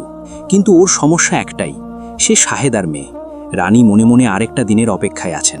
কালই শাহেদারা চলে যাবে, গেলে আবার আগের মতো সব গুছিয়ে নেবেন তিনি। গত 6টা মাসে তিনি না চাইতেও তার ঘরের সিস্টেম অনেক বদলে গেছে। সবচেয়ে বড় কথা, তিনি পৌষী নির্ভর হয়ে পড়েছেন। অথচ পৌষী আসার আগেও তো তিনি রেধে বেড়ে খেয়েছেন, ঘরকন্না করেছেন। এখন কেন পারবেন না? ওই রাহেলাটাকেও টাইট দিতে হবে। পৌষীকে পেয়ে একেবারে আকাশে উঠে গেছে ছ্যামড়ি। রোজ বিকালের ঘুমোনো চাই তার। এটা আজকাল তার নিয়মিত অভ্যাসে দাঁড়িয়েছে। আর ওইদিকে রাজটারও যেন খাই খাই বেড়েছে। যে ছেলে আগে প্রতিদিন ফোন করে ফাস্ট ফুডের অর্ডার করে সমানে পিৎজা গিলে, সে এখন দুদিন পর পর আবদার জুড়ে দেয়, আজ ইলিশের পাতুরি করো তো, কাল মোচার ঘন্ট, নয়তো কাঁচা কাঁঠালের ভুনাটা। যত ঝামেলা মার্কা রান্না। পৌষীও হাসি মুখেই সেসব করে, আর তার ছেলের মতামত শোনার আশায় কান পেতে রাখে। তিনি না বোঝার ভান করে থেকেছেন এতদিন। এসব করে করেই তো ছেলেটার মাথাটা খেলো। নইলে রাজ কি মনে করে সোয়াইলিমের মাকে নিজের সঙ্গে জড়িয়ে পৌষীর সম্পর্কে অত বড় একটা মিথ্যা বলে দিল? আসলেই কি পৌষীর সাথে তার কোনো সম্পর্ক আছে? কই, রাজ তো একবারও তার কাছে কিছু বলল না। এদিকে রাজের বাবার শারীরিক অবস্থার মতো মনির অবস্থাও সম্ভবত বিশেষ সুবিধার না। বোনের এভাবে চলে যাবার কারণেই কিনা কে জানে, বেচারা অনেকটাই মুষড়ে পড়েছে। শুধু তার দিকে তাকিয়েই দুটো জিনিস চরম অনিচ্ছা সত্ত্বেও মেনে নিতে হয়েছে রানীকে। প্রথমত, তিনি চেয়েছিলেন পৌষীর বিদায় বেলায় রাজ যেন সামনে না থাকে। সে কারণে নিজের ছোট বোনকে দিয়ে রাজকে কৌশলে তার বাড়ি ডাকিয়ে যে কোনো একটা ছুতোয় আটকেও ফেলতে চেয়েছিলেন। কিন্তু সেটা করার আগেই রাজের বাবা অসুস্থ হয়ে গেল। আর ওই অসুস্থাবস্থাতেই সে রাজকে বলে বসল, তোর ছোট আম্মিকে এয়ারপোর্ট পৌঁছে দিয়ে আয় রাজ, আমি ওদেরকে একা ছাড়তে চাচ্ছি না। আমজাদের এহেন আদেশে রাজের মনে কি চলছিল বোঝা যায়নি, কিন্তু শাহেদা আর তিনি দুজনেই চুপ হয়ে গিয়েছিলেন। পরে অবশ্য শাহেদা ভাইকে নিরস্ত করার চেষ্টা করেছিল খুব করে, কিন্তু আমজাদ মানতে রাজি হননি। তার সাফ কথা, তোর জেদের কারণে আর প্রপার্টির বিল্ড আপের স্বার্থে যেতে দিচ্ছি, নইলে পৌষীকে ওই বন পাহাড়ে পাঠানোর কোনো ইচ্ছে ছিল না। শাহেদাও আর বাড়াবাড়ি করেননি। রাসেল থানচিরি ছিলে, সুদর্শন এবং পড়ুয়া মনোভাবাপন্ন। চট্টগ্রাম বিশ্ববিদ্যালয় থেকে মাস্টার্স করে বান্দরবানের স্থানীয় সদর স্কুলেই শিক্ষকতা করছে সে। সেই সূত্রেই কলিগ হিসেবে আন্দামানের সাথে পরিচয়। যদিও আন্দামান তার বয়সে অনেকটা বড় আর বিবাহিত। সেদিক দিয়ে রাসেল অবিবাহিত যুবপুরুষ। ভাষাও বিশুদ্ধ বাংলা। যদিও হালকা চাটগায়ের অ্যাকসেন্ট আসে, তবু তাকে দেখে আদিবাসী বলে ধারণা করার কোনো উপায় নেই। এর কারণ সম্ভবত রাসেলের বাহ্যিক চালচলন। থানচির স্থানীয় হলেও ওর মাঝে শহুরে লোকের হাবভাব বিদ্যমান। ওর পূর্বপুরুষ জুমচাষী হলেও রাসেল নিজের মেধার জোরেই লেখাপড়া করে টিকে আছে এবং বিশ্ববিদ্যালয় পাশ করেই স্কুলে জুনিয়র শিক্ষক হিসেবে ঢুকেছে। শিক্ষকতার সুবাদে কয়েকবার ঢাকা যাবারও সৌভাগ্য হয়েছে তার। সব মিলিয়ে রাসেল তাদের অঞ্চলের আর সবার চেয়ে একটু ব্যতিক্রমী বলা চলে। গত 1 বছর ধরেই নিজের পেশাগত প্রয়োজনে প্রতিদিনই আন্দামানের বাড়িতে আসা হচ্ছে তার। সেই সূত্রে আন্দামানের সাথে একটা অসমবয়সী সখ্যতাও গড়ে উঠেছে রাসেলের। সখ্যতার আরেকটা বড় কারণ হলো রাসেল আন্দামানের সাথে মিলিতভাবে বেশ কয়েকজন ছাত্র পড়ায় এই বাড়িটাতে। রাসেলের নিজের বাড়ি থানচিতে, একেবারে পাহাড়ি এলাকায়। সেখানে ছাত্র পড়িয়ে ততটা সুবিধে করতে পারে না সে। উপরন্তু ওর চাকরি বান্দরবান সদরের জেলা স্কুলে। ফলে এখানে ছাত্র সংখ্যাও থানচির চেয়ে অনেকটা বেশি, যার কারণে ওকে সেই 7 সকালে থানচি থেকে বান্দরবান সদরে চলে আসতে হয়। আন্দামানের বাসায় এসে ছাত্র পড়িয়ে স্কুলে চলে যায়, আবার স্কুল থেকেই সোজা এখানে ফিরে বিকেলের ব্যাচটা পড়ায়। সবশেষে সন্ধ্যের বাসে তাকে থানচি ফিরে যেতে হয়। এটাই রাসেলের দৈনন্দিন রুটিনে পরিণত হয়েছে। অবশ্য এটা এখন ওর অভ্যাসও হয়ে গেছে। জীবন জীবিকার তাগিদে এই ডেলি প্যাসেঞ্জারি করাটা ওর গা সওয়া হয়ে গিয়েছে অনেকটা। তাছাড়া শুধু স্কুলের বেতন দিয়ে তো এখন পোষাবে না। মা ওর জন্যে মেয়ে ডেকছেন অনেক দিন ধরেই। আন্দামান ভাইকে 2 বাচ্চা নিয়ে হিমশিম খেতে দেখে রাসেল নিজেই উপযাচক হয়ে আইডিয়া দেয় আন্দামানকে। সেদিন আন্দামান আমতা আমতা করলেও সাইকা ভাবি লুফে নেয় প্রস্তাবটা। ফলে রাসেল আর আন্দামানের যৌথ উদ্যোগে গত 1 বছর আগে শুরু হয় ওদের এই সম্মিলিত আয়োজন। গত 1 বছরে ওদের কোচিংটিতে মোটমাট 30 জনের মতো ছাত্রছাত্রী জুটেছে। সকালে একটা ব্যাচ আর বিকেলে 2টো ব্যাচ। পরীক্ষার সময়গুলোতে ছাত্রের পরিমাণ বেড়ে গিয়ে 40-এ গিয়ে ঠেকলেও সবসময় 30-এর আশেপাশেই থাকে। দুজনেরই একটা বাড়তি আয়ের পথ। আন্দামানের তো বটেই, রাসেলের অনাগত ভবিষ্যতের জন্যও এই আয়টুকু জরুরি হয়ে দেখা দিয়েছে। রাসেল সচেতন বলেই নিজের ভবিষ্যৎ গুছিয়ে নিতে বদ্ধপরিকর। এখন শুধু দরকার একটা মনের মতো বউ। সাইকা ভাবিকেও বলে রেখেছে ওর জন্য মেয়ে দেখার কথা। সবকিছু একরকম ঠিকই ছিল। সুন্দরভাবেই চলছিল ওদের ছাত্র পড়ানোর কর্মানুষ্ঠানটি। কিন্তু গতকাল হুট করেই এই নিশ্চিত আয়ের পথটি বন্ধ হবার সংবাদে রাসেল যথেষ্টই মুষড়ে পড়েছে। সাইকা ভাবির ফোন পেয়ে ছুটে এসেছে আন্দামানের বাড়িতে। এসেই দেখেছে স্বামী স্ত্রী দুজনের তুমুল ঝগড়া। বোকার মতো কিছুক্ষণ বসে থেকে অবশেষে বিতর্কের সারমর্ম উদ্ধার করতে পেরেছে। আন্দামান ভাইয়ের যে ঘরটাতে তারা বেঞ্চ বোর্ড ফেলে ছোটখাটো কোচিং সেন্টার সাজিয়েছে সেটি আর থাকছে না। আগামীকালই এর মালিক বান্দরবান চলে আসবেন, আর তিনি নাকি তার বাড়িটি ভেঙে পুনর্নির্মাণের উদ্যোগ নেবেন। সবচেয়ে বড় কথা, বাড়ির মালিক দূরের কেউ নয়, তারই প্রয়াত মামার পরিবার, অর্থাৎ আন্দামানের মামি আর মামাতো বোন। রাসেল সব শুনে বলল, ওনারা আসছেন যখন আসুক, সমস্যা কি? আমরা ভাড়া বাবদ যা হয় ধরে দিয়ে দেব, সমস্যা কি? সায়কার রেগে মেগে চাটগাঁয়ের আঞ্চলিক ভাষায় তুবড়ি ছুটিয়ে বলেছে, আপনার ভাই তো মাতব্বরি করে আরেক কাম বাড়িয়েছে। কোথাকার কোন বিল্ডার্স তারে অফার দিছে, সেই অফার ইনি ঢাকায় পৌঁছে দিয়ে নিজ হাতে খাল কেটে কুমির আনছে, নইলে সবকিছু সুন্দরভাবেই চলছিল। সায়কার বক্তব্য হলো, মামি আসলে তো তার অংশ তাকে পুরোপুরি ছেড়ে দিতে হবে, আর তখন তো তাদের না খেয়ে মরার দশা হবে, কারণ মাসে একটা মোটা অঙ্কের আয় হুট করেই কমে যাচ্ছে ওদের। সামনের মাস থেকে এই টাকার অভাবটা কি দিয়ে মেটাবে সায়কা? রাসেল এবার সমস্যাটা ধরতে পারল। সায়কার উত্তেজিত হওয়ার যথেষ্ট কারণ রয়েছে। তার তুলনায় আন্দামানকে দেখাচ্ছে ফাঁকিবাজ ছাত্রের মতো, ঘাড় গুজে বসে আছে চুপচাপ। সায়কার চেঁচামেচি তখনও চলছে। রাসেল এক পর্যায়ে হাত তুলে সায়কাকে থামিয়ে বলল, এটা নিয়ে এখন হইচই করে লাভ নেই ভাবি, ওনারা আসছেন আসুন, লুকোছাপার দরকার আছে বলে আমি মনে করি না। তার চেয়ে আপনার মামিকে সরাসরি নিজের সমস্যা তুলে ধরুন, প্রয়োজনে ভাড়া দেব তার রুমের, সমস্যা কি? তার জায়গা জমি আপনি দেখাশোনা করছেন, এটার সুবিধে আপনি নিতেই পারেন, এতে আপসেটের কি আছে? সমস্যা জায়গা জমি দেখাশোনা নিয়ে নয়, সমস্যা খাড়া করছে আপনার আন্দামান ভাই। সে যদি মামিরে বিল্ডার্সের গান না শোনায়, তাহলে মামি এত হুড়মুড় করে আসতো না। আন্দামান এবার প্রতিবাদ করে উঠল, আমি তাকে বলি নাই যে আপনার চলে আসা দরকার, আমি তো শুধু মামিকে বলছি যে আমাদের জায়গাটা নিয়ে বিভিন্ন বিল্ডার্স কোম্পানি আগ্রহ দেখাইতেছে, সেরকম হলে কি কথা বলবো? তা মামি যে এটা শুনে 3 লাফ দিয়ে ঢাকা থেকে ছুটে চলে আসবে কে জানতো? এটা কি আমার দোষ? সে তো এমনকি মেয়েটারে পর্যন্ত কলেজে ভর্তি করায় দেওয়ার জন্য রাজি।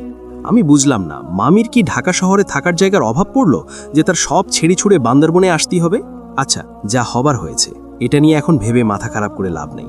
অনেক টেকনিক আছে আপনার মামিকে ঢাকা ফিরিয়ে দেবার, কিন্তু সেসব নিয়ে এখন আলাপ করতে চাচ্ছি না। আগে থেকে আসতে দেন, তার ভাবগতিক দেখেন, তারপর প্রয়োজন বুঝে ব্যবস্থা নেওয়া যাবে। সে মেয়েরে ভর্তি করাবে শুনলেন না? সায়কা ফের চেঁচালো। রাসেল হাত তুলে তাকে থামিয়ে দিয়ে বলল, আহ ভাবি, আপনার মামিকে এখান থেকে ভাগানো কোনো ব্যাপারই না, ওনাকে নিরাশ করে দিলেই উনি দুদ্দার করে ফিরে যাবেন ঢাকায়। তারপরেও ফিরে না যেতে চাইলে আরেক টেকনিক। আর কি টেকনিক? আন্দামান মুখ তুলল। আরে ভাই, আগে আসতে দেন না তারে, অস্থির হওয়ার তো কিছু নাই। তার উপর বলতেছেন মেয়ে নিয়ে আসবে, এ তো ঘটনা ঘটানোর আরও আগেই দৌড় দিবে। রাসেল রহস্যময় হাসল। সায়কা হেসে ফেলে বলল, আই বুঝালাইছি, আপনার ভাইরে ছাড়েন, এই অন্দা কোফাইল্লারে বুঝান মুশকিল। পৌষী বাস্তবিকই মুষড়ে পড়েছে আজ রানী ভিলা ত্যাগের বিরহে। সে তুলনায় শাহেদা স্থির। কেবল আমজাদের কাছ থেকে বিদায় নেবার সময়ই তাকে সামান্য আবেগ আক্রান্ত হতে দেখা গেল। মীরার সাথে স্বাভাবিকভাবেই দেখা করলেন শাহেদা। কেবল বেরোনোর আগ মুহূর্তে রানীর দিকে তাকিয়ে বললেন, কোথাও পড়েছিলাম, টাকা ধার দিলে, একসাথে ভ্রমণ করলে, আর কারো আশ্রয়ে গেলে সেই মানুষটাকে ভালোভাবে চেনা যায়। নিজের কিছু কাজের জন্য আফসোস হলেও হয়তো হতে পারত, কিন্তু আজ আর হচ্ছে না, কারণ আজ আমার মনে হচ্ছে তোমাকে চিনতে আমার ভুল হয় নাই। আমার দাদি একটা কথা বলতেন, বাদির রগ চা দিতে, কথাটা তখন বুঝিনি। যাই হোক, ভালো থাকো এমনটা বলার ভণ্ডামি আমাকে দিয়ে হবে না বলে রানীকে কিছু বলার সুযোগ না দিয়ে তাকে উত্তপ্ত কড়াইয়ে রেখেই সোজা বেরিয়ে এলেন গাড়ি বারান্দায়। পৌষীকে আশেপাশে না পেয়ে চারপাশে তাকালেন শাহেদা। মেয়েটা গেল কোথায়? একটু আগেই তো তার সাথেই ঘর ছেড়ে বেরুলো। এদিকে পৌষী তখন তার প্রাণপুরুষের কঠোর আলিঙ্গনে নিজেকে সঁপে দিয়ে কেঁদে বুক ভাসাচ্ছে। রাজ কেবল ওর মাথায় ঠোঁট ঠেকিয়ে স্থির অবিচল দাঁড়িয়ে আছে। যতবারই মনে হচ্ছে এটা তার প্রেমিকা নয়, বান্ধবী নয়, এটা তার স্ত্রী, ততবারই হাতের চাপ বাড়ছে। বুকের ভেতর থেকে থেকে কাঁপন ধরে যাচ্ছে ওর। একটা পর্যায়ে থাকতে না পেরে 2 হাতের পেয়ালায় আজলা ভর্তি পানির মতো তুলে ধরল পৌষীর পান কৌড়ির মতো মুখখানি। রুক্ষ কঠিন স্বরে বলল, আমাকে ভালো থাকতে দিলে না। ভ্রু ভঙ্গিতে প্রশ্ন রেখে তাকালো পৌষী। কি মনে পড়তেই মুখটা নামাতে গেলে বাধা পড়ল। পাখির মতো নেমে এলো রাজের মুখখানি। তপ্ত নিঃশ্বাসের সাথে পুড়তে লাগলো অনেক না পাওয়ার বেদনা, অনেক কিছু কাছে পাওয়ার উচ্ছ্বাস। কারো চাওয়া যে এত আগ্রাসী হতে পারে তা জানা ছিল না পৌষীর। দম বন্ধ হওয়ার উপক্রম হতেই মৃদু ঠেলে সরিয়ে দিয়ে কোনো মতে রুদ্ধশ্বাসে বলল, আম্মু খুঁজবে রাজ? আবার কবে দেখা হবে? যেদিন তুমি চাইবে আমি যাব সেখানে, খুব শীঘ্রই। তুমি দেখো, হুট করে গিয়ে হাজির হব, আমি অপেক্ষায় থাকব। বহু কষ্টে নিজেকে ছাড়িয়ে নিয়ে দ্রুত বেরিয়ে এলো পৌষী। তাকে দেখেই শাহেদা চোখ বড় বড় করে তাকালেন। কই ছিলি এতক্ষণ? পৌষী দ্রুত নিকাবে মুখ আড়াল করে বলল, চলো গাড়িতে ওঠো। বাকিটা পথ রাজের সাথে আর কোনো কথা হলো না। শাহেদাও নিশ্চুপ ছিলেন। এয়ারপোর্টে নেমেও স্বাভাবিক ছিলেন তিনি। ইমিগ্রেশন কাউন্টার পার হওয়ার পরপরই হঠাৎ রাজকে জড়িয়ে ধরলেন। কান্না চেপে বললেন, ভাইজানকে দেখে রেখিস বাপ। আর তোমাকে দেখে রাখবে কে? রাজের শান্তস্বরের প্রশ্নে শাহেদা হচ্চকিয়ে গেলেন প্রথমে। চোখ মুছে বললেন, আমাকে আর দেখে রাখার কি আছে? তার মানে আমি বাদ পড়ে গেছি তোমার আপনজনের লিস্ট থেকে? কক্ষুনি না বাপ, তুই তো আমার হৃদয়ের অর্ধেক। তাহলে যে আমাকে কষ্ট দিলে? শাহেদার এবার কথা জোগাল না, আর চোখে পৌশিকে দেখলেন। সে অদূরেই দাঁড়িয়ে আছে উদাস ভঙ্গিতে। শাহেদা মাথা নাড়লেন। যাই রে। রাজ পৌশিকের দিকে তাকালো। পৌশির চোখ ভরা বর্ষার টলমলে দিঘি, ঘন কালো চিরল পাপড়িগুলো ভিজে গেছে সেই পানিতে। কান্না চেপে বলল, যাই। রাজ মুচকি হেসে অস্ফুটে বলল, বাই। শাহেদা দেখেও তা না দেখার ভান করে মেয়ের কবজি ধরে টান দিল। অচিরেই ওরা মিলিয়ে গেল অনেক লোকের ভিড়ে। রাজ চট করে মোবাইল বের করে দ্রুত মেসেজ লিখল, সেন্ড করে দীর্ঘশ্বাস ফেলে ফের তাকালো। পৌশি ততক্ষণে রাজের চোখের আড়ালে চলে গেছে। সময়ের আগেই চলে এসেছে আন্দামান। সে এখন দাঁড়িয়ে আছে শাহজালাল বিমানবন্দরের চত্বরে। ওর সাথে আছে বন্ধুকাম সহকর্মী রাসেল। সে নিজেই আজ শতপ্রবৃত্ত হয়ে আন্দামানের সাথে চলে এসেছে। বাসা থেকে বেরোবার সময় সায়কা ওকে একগাদা সবক দিয়ে বলে দিয়েছে, ভাই, তোমার ভরসাতেই রইলাম। তোমার আন্দামান ভাইয়ের আন্দাকুন্দা কামে সারা জীবন ঠকছি, একটু সুখের মুখ দেখতে পারি নাই। আজ 7 বছর ধইরা এই বাসাটা দেখাশোনা করতেছি। মামা থাকতে তিনিই বলে গেছেন, তোমরা এখন নিজেদের মতো থাকবা আর আমার জায়গাটারে দেখে রাখবা। আমার একটাই মেয়ে, সে কি এই জঙ্গলে পড়ে মরতে আসবে নাকি? বিয়ে হলে সে পরেন ঘরে চলে যাবে। আর আমার মামিও কোনোদিন এই বন পাহাড়ে এসে থাকতে চাইবে না। আর আমি বাপদাদার ভিটা বিক্রিও করব না। কাজেই এটা আছে থাক। আন্দামান তো আমার পর না, বোনের ছেলে। তোমরা থাকা আর আমার থাকা একই কথা। বিলবাটটা অন্য খরচ বাদ দিয়ে যা থাকে বাকিটা কিছু পাঠিয়ে দিও। তো আমরা তো দিতেছি টাকা পাঠায়া। প্রত্যেক মাসে তোমার আন্দামান ভাইরে চিটাগংয়ের এক ব্যাংকের শাখায় টাকা জমা দিতে যেতে হয়, কারণ বান্দরবানে তো সেই শাখা নাই, যে কারণে তাকে চিটাগং যাওয়া লাগে। বাসে ঝুইলা ঝুইলা তার চট্টগ্রাম যাওয়া লাগে। এরা কি খবর নেয়? ঢাকায় বৈশাখালী টেকা গোনে। তারপরেও কিছু বলিনি, কারণ আমারও 2 পয়সা লাভ হয় এখানে। এগো ঘরটা ব্যবহার করতে পারি। তা ওনাগোর জন্য এত করতে পারলে ঘর ব্যবহার করতে পারুন না? এইটা কি বিচার? শুনে রাসেল বলেছে, আরে ভাবি, এত টেনশন নিয়েন না। আপনার মামি শাশুড়িকে আসতে দেন, 1 সপ্তাহের মধ্যে রিটার্ন টিকিট কাটাবে এই বলে দিলাম। শুনে সায়কা ভাবি সন্তুষ্ট চিত্তে বিদায় দিয়েছে ওদের। এদিকে এয়ারপোর্ট চত্বরে অপেক্ষা করতে গিয়ে ঠিক এই কথাগুলোই ভাবছিল রাসেল। সায়কা ভাবির দুশ্চিন্তা ওকেও স্পর্শ করেছে। এটা তো সত্যি যে ঘরটা বেদখল হয়ে গেলে রাসেলের স্বার্থেও টান পড়বে। তার ইনকাম প্রথমে বন্ধ হবে, পরে চালু করতে পারলেও প্রতি মাসে ঘর ভাড়ার জন্য আলাদা করে হাজার হাজার টাকা গোনা লাগবে। তখন খাজনার চেয়ে বাজনা বেশি হয়ে যাবে। তাছাড়া এমন তো নয় মহিলা অসহায়। সায়কা ভাবির মুখেই শুনেছে যে তার মামির আপন ভাইয়ের বাড়িতেই নাকি তিনি রাজকীয় হালে ছিলেন। সেখানে সুখে থাকার পরেও ভূতে কেন কিল মারল তাই বা কে জানে। যাই হোক, রাসেল আর আন্দামানের ছাপোষা জীবনে তো ব্যাপারটা আঘাত এনেছে।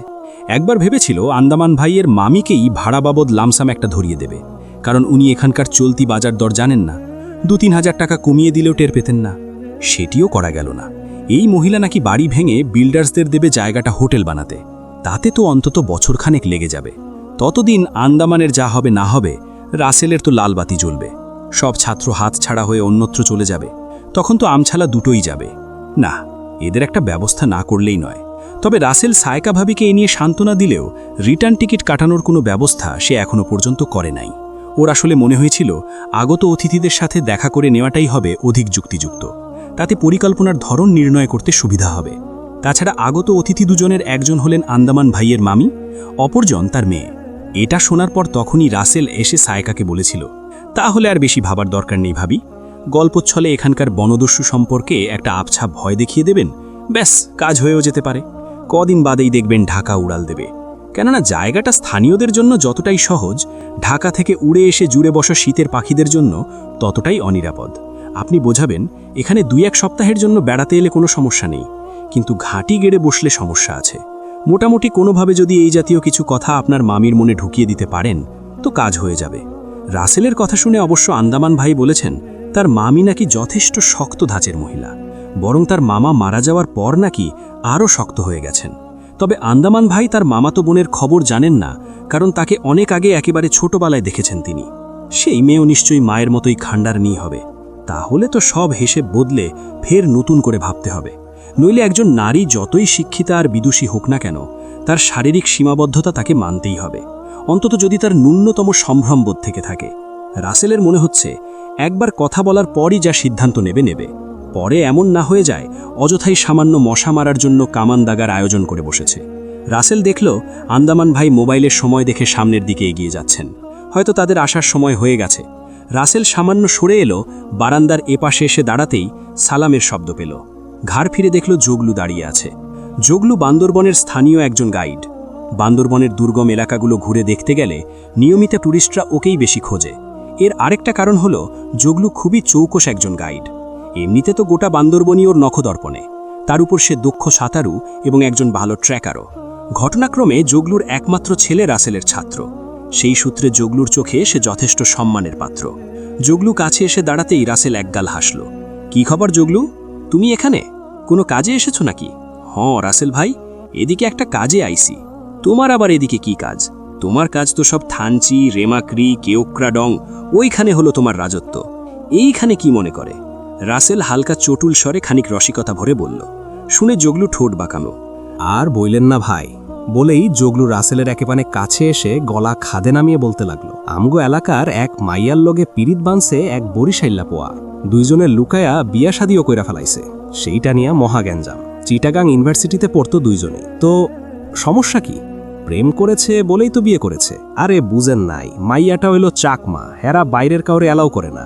মাইয়ার পরিবার এটা মানতাছে না। মাইয়ার বাপ একদল লোক পাঠাইছে পোলারে দরনের লিগা। বলো কি, এটা তো বেশ ঝামেলা হবে দেখা যাচ্ছে। তো এসব গ্যাঞ্জামে তোমার কি কাজ? যোগলু তার পান খাওয়া লাল দাঁত বের করে হাসল। রাসেল এবার কিছুটা আন্দাজ পেরে কথা শেষ করার ভঙ্গিতে যোগলুর কাজে চাপড় মেরে বলল, ভালো হয়া যাও মিয়া, বয়স তো আর কম হলো না। গাইড হিসেবে চাকরি যেটা করছো সেটাও তো খারাপ না, টাকা পয়সা ভালোই পাচ্ছ, টিপসও জোটে প্রচুর। কাজেই এসব ঝামেলায় যাও কেন? এসব সুপারি খাওয়া বন্ধ করো, বুঝলে? কোন দিন দেখবা দাঁত পড়ে যাবে। রাসেলের ইঙ্গিত ধরতে পেরে যোগলু আরেক দফা হাসল। তারপর প্রসঙ্গান্তরে বলল, আচ্ছা আমার পোলাটোল লেহাপড়া কেমন চলতাছে রাসেল ভাই? ভালোই, তবে ওর পড়াশোনায় আরেকটু মনোযোগ বাড়ানো দরকার। ও তো দুদিন ধরে কোচিংয়েও আসে না। পোলাটার শৈলটা বালা না রে রাসেল ভাই, শৈল বালা হইলে আবার পাঠায় দিমুনে। পুরান পড়াটি একটু দেখায় দিয়েন। ভালো কথা, আপনি এইখানে কেন? আমি আন্দামান ভাইয়ের সাথে আসছি, ওনার লোক আসবে এই ফ্লাইটে। ও আচ্ছা, গেলাম তাইলে, দোয়া রাখেন ভাই। যোগলু চলে গেলেও রাসেল তার গমন পথের দিকে এক দৃষ্টিতে তাকিয়ে রইল। যোগলুকে বুঝে ওঠা আসলেই মুশকিল। চমৎকার একজন বুদ্ধিদীপ্ত গাইড ছাড়াও মোটামুটি লেখাপড়া জানা থাকায় বান্দরবানের প্রতিটি জায়গার উপর সে জ্ঞানগর্ভ বক্তৃতা ঝাড়তে ওস্তাদ। পাহাড়ি পাথুরে নদীগুলোতে যোগলুর দক্ষতাও দেখার মতো। নিয়মিত পর্যটক যারা আছেন তাদের জন্য ভরসার একটা নাম যোগলু। কারণ আনাড়ি মাঝি আর স্বল্প জানা গাইডের খপ্পরে পড়ে ভরা বর্ষায় কিংবা পাহাড়ি ঢলে এ পর্যন্ত অনেক পর্যটকই সাঙ্গু নদীতে ডুবে মরেছে, কেবল এর গতি প্রকৃতি মুখস্থ না থাকার কারণে। যোগলু সেদিক দিয়ে 2 in 1, সে যেমন জলে তেমন স্থলে। তবে এসবের বাইরে ওইসব দাঙ্গাবাজিতেও সম্পৃক্ততা সত্যি হতাশাজনক। দীর্ঘশ্বাস ফেলে মোবাইলটা বের করে সময় দেখল রাসেল। এমন সময় আন্দামান ভাইয়ের ডাকে ফিরে তাকিয়ে দেখল আন্দামান ভাই দূর থেকেই ওকে হাতছানি দিয়ে ডাকছেন। তার সাথে দাঁড়িয়ে আছেন দুজন মহিলা। তার মানে আন্দামান ভাইয়ের মামিরা এসে পড়েছেন। মুহূর্তের মধ্যেই রাসেল নিজের পুরনো ইমেজে ফিরে গেল, স্কুলের গুরুগম্ভীর শিক্ষকীয় ইমেজে। নিজেকেই যেন সতর্ক করে বলল, প্রথমেই মহিলার আস্থাভাজন হতে হবে, যেন সে রাসেলকে বিশ্বাস করতে পারে। তারপর বান্দরবানের যত দুর্ভোগ দুর্যোগ সারা বছর কালেভদ্রে ঘটে তার ইতিবৃত্ত খুব ক্যাজুয়ালি তুলে পড়তে হবে, যেন উনি বুঝতে পারেন যে এসবই এখানকার রোজকার ঘটনা। এর পরেও যদি ওনার মতের পরিবর্তন না ঘটে তাহলে অন্য থেরাপি। রাসেল নিশ্চিত ওই থেরাপিতে মামি সাহেবা তো মামি সাহেবা তার বড়টাও বলবে মান নিয়ে পালাই। ভাবতে ভাবতেই আন্দামানের সামনে এসে দাঁড়ালো রাসেল। আন্দামান নিজেই পরিচয় করিয়ে দিলেন। মামি, ইনি আমার কলিগ, একই স্কুলে আছি আমরা। খুবই মেধাবী ছেলে, থানচির গর্ব বলতে পারেন। চট্টগ্রাম থেকে মেধা তালিকায় এসএসসি পাশ করেছে, এইচএসসিতেও। আন্দামান ভাই বাদ দিন তো, বলে রাসেল হাসি মুখে সালাম দিল শাহেদাকে। তারপর দ্বিতীয়জনকে সালাম দিতে গিয়েই স্থির হয়ে গেল রাসেল। মনে হলো বুকের ভেতরের হৃৎপিণ্ডটা যেন হঠাৎ থেমে গেছে। হয়তো সারাদিন দাপাদাপি করে ক্লান্ত, তাই কিছুক্ষণের জন্য বিট করা থামিয়ে বিশ্রাম নিচ্ছে ওটা। নইলে কোনো সাড়া পাচ্ছে না কেন? নাকি কল্পনাতেও যাকে এখানে আশা করেনি তাকে পেয়ে সমস্ত সত্তায় এক অদ্ভুত নিস্তব্ধতা? নিশ্চয়ই এই মেয়ে দুনিয়াতে এসেছে ওর জন্যেই, নইলে সে সুদূর ঢাকা থেকে বান্দরবান উড়ে আসবে কেন? রাসেলের জন্যেই তো। রাসেল তো রোজ রাতে ওকেই স্বপ্ন দেখে, আর আজ তার স্বপনচারিণী তার সামনে এসে দাঁড়িয়েছে। রাসেলের হঠাৎই মনে পড়ে গেল যে মেয়েটা এতিম এবং অবিবাহিতা। ভাবনাটা মনে আসতেই মনে হলো, পৃথিবীটা এত সুন্দর কেন? একরকম দম বন্ধ করে মৃদুস্বরে সালাম দিল রাসেল। ওর সালামে মেয়েটা যেভাবে লাজুক ভঙ্গিতে চোখটা নামিয়ে নিল, তাতে রাসেলের সমস্ত শরীর নিষিদ্ধ আনন্দে তা থই থই করে নেচে উঠল। কারো চোখ নামিয়ে ফেলা যে এত মনোকারা হতে পারে তা একেবারেই রাসেলের জানা ছিল না। নিজেকে আজ মূর্খ মনে হচ্ছে ওর। আন্দামানের ডাকে হুঁশ ফিরল রাসেলের। গাড়িতে উঠতে গিয়েও থেমে গেল সে। সায়কা ভাবির ফোন। একটু সরে গিয়ে হ্যালো বলতেই মহিলার কর্কশ কণ্ঠ বিরূপ ঠকল রাসেলের। সেই পুরনো খেদোক্তি, নিজের জামাইকে বেকুব মনে হয় বলেই রাসেলকে ফোন দিয়েছে সে। আজ সকাল থেকেই রাসেলের মাথা খেয়ে বসেছে এই মহিলা। একে প্রশ্রয় দেয়াটাই আসলে বড় ভুল হয়ে গেছে। সায়কা ভাবি পারে তো যেন মামি শ্বশুরিকে এয়ারপোর্ট থেকেই ঢাকায় ফেরত পাঠায়। রাসেল বিরক্তি চেপে বলল, জি ভাবি, আপনার মামি শাশুড়ি এসে পৌঁছেছেন, আমরা এখন গাড়িতে উঠব। আন্দামান ভাইকে কিছু বলতে হবে? আরে না রে ভাই, আপনার আন্দামান ভাইরে ফোন দেওয়ার চেয়ে রাস্তার ওই পারের গাবগাছটার সাথে কথা বললেও লাভ আছে। ওইটা সারা দিয়ে 2-4টা পাতা ঝরাবে, কিন্তু আপনার আন্দামান ভাইয়ের তো সেইটুকুও বিকার নাই। ভাবি, আমরা এখন রওনা দেব, বাড়ি এসে কথা বলি? আচ্ছা আসেন। শোনেন, এগোরে ভাঙাচোরা রাস্তা দিয়ে ঝাঁটি খাওয়াইতে খাওয়াইতে নিয়ে যায়, জন্মের মতো বান্দরবানের স্বাদ মিটুক। জি রাখি। মনটাই তেতো হয়ে গেল রাসেলের। আন্দামান ভাই এই জিনিস নিয়ে সংসার কেমনে করে? ছ্যাঃ, এর সাথে কথা বললে বিয়ের হাউস চলে যায় ভেবে অনমনেই পৌশির দিকে তাকালো। বিয়ের স্বাদ সাইক্লোনের বেগে ফিরে এসে ঝাপটা দিল রাসেলের সাহারা মরুভূমির মতো শুষ্ক মনটাতে। আহা, নারীত্বের অপূর্ব প্রতিমূর্তি। আপাদ মস্তক বোরকায় ঢাকা, মুখটা খোলা রেখেছে, হয়তো গরমের কারণেই, তবে ওই মুখটাই যথেষ্ট। সৌন্দর্যের রাজধানী। আহ, ভাদ্রের প্রচণ্ড দাবদাহে এক পশলা বৃষ্টি। রাসেলেকে নেবে ঝাঁকি খাওয়াইতে? সায়কা ভাবির মুখটা ঝামা দিয়ে ঘষে দেওয়া উচিত। পারলে গাড়ির চাকার নিজে নিজে শুয়ে পড়বে, তবুও তো ওই তন্নি কুমারীর চেহারায় ক্লান্তির ছাপ পড়তে দেবে না। মামিদের ব্যাকপ্যাক পরম আদরে গাড়িতে তুলে দিয়ে বিনয়ী কণ্ঠে জানতে চাইল রাসেল, ইয়ে আমা, আপনাকে খুব ক্লান্ত দেখাচ্ছে, আবার গাড়িতেও বেশ কয়েক ঘন্টা থাকতে হবে, বাইরে প্রচণ্ড রোদ, একটু ঠান্ডা কিছু নিলে ভালো হতো না? অনুমতি দিলে ব্যবস্থা করতে 2 মিনিট লাগবে আম্মা। শাহেদা মুগ্ধ হয়ে গেলেন। মৃদু হেসে বললেন, ঠান্ডা হলে মন্দ হয় না। সত্যি বলতে তোমার চমৎকার আম্মা ডাকটাই আমার মনটা ঠান্ডা করে দিয়েছে বাবা। আচ্ছা 1 মিনিট, টাকা নিয়ে যাও। আন্দামান বাবা বলে আন্দামানের দিকে তাকাতেই হা হা করে উঠে দ্রুত জিপ কাটল রাসেল।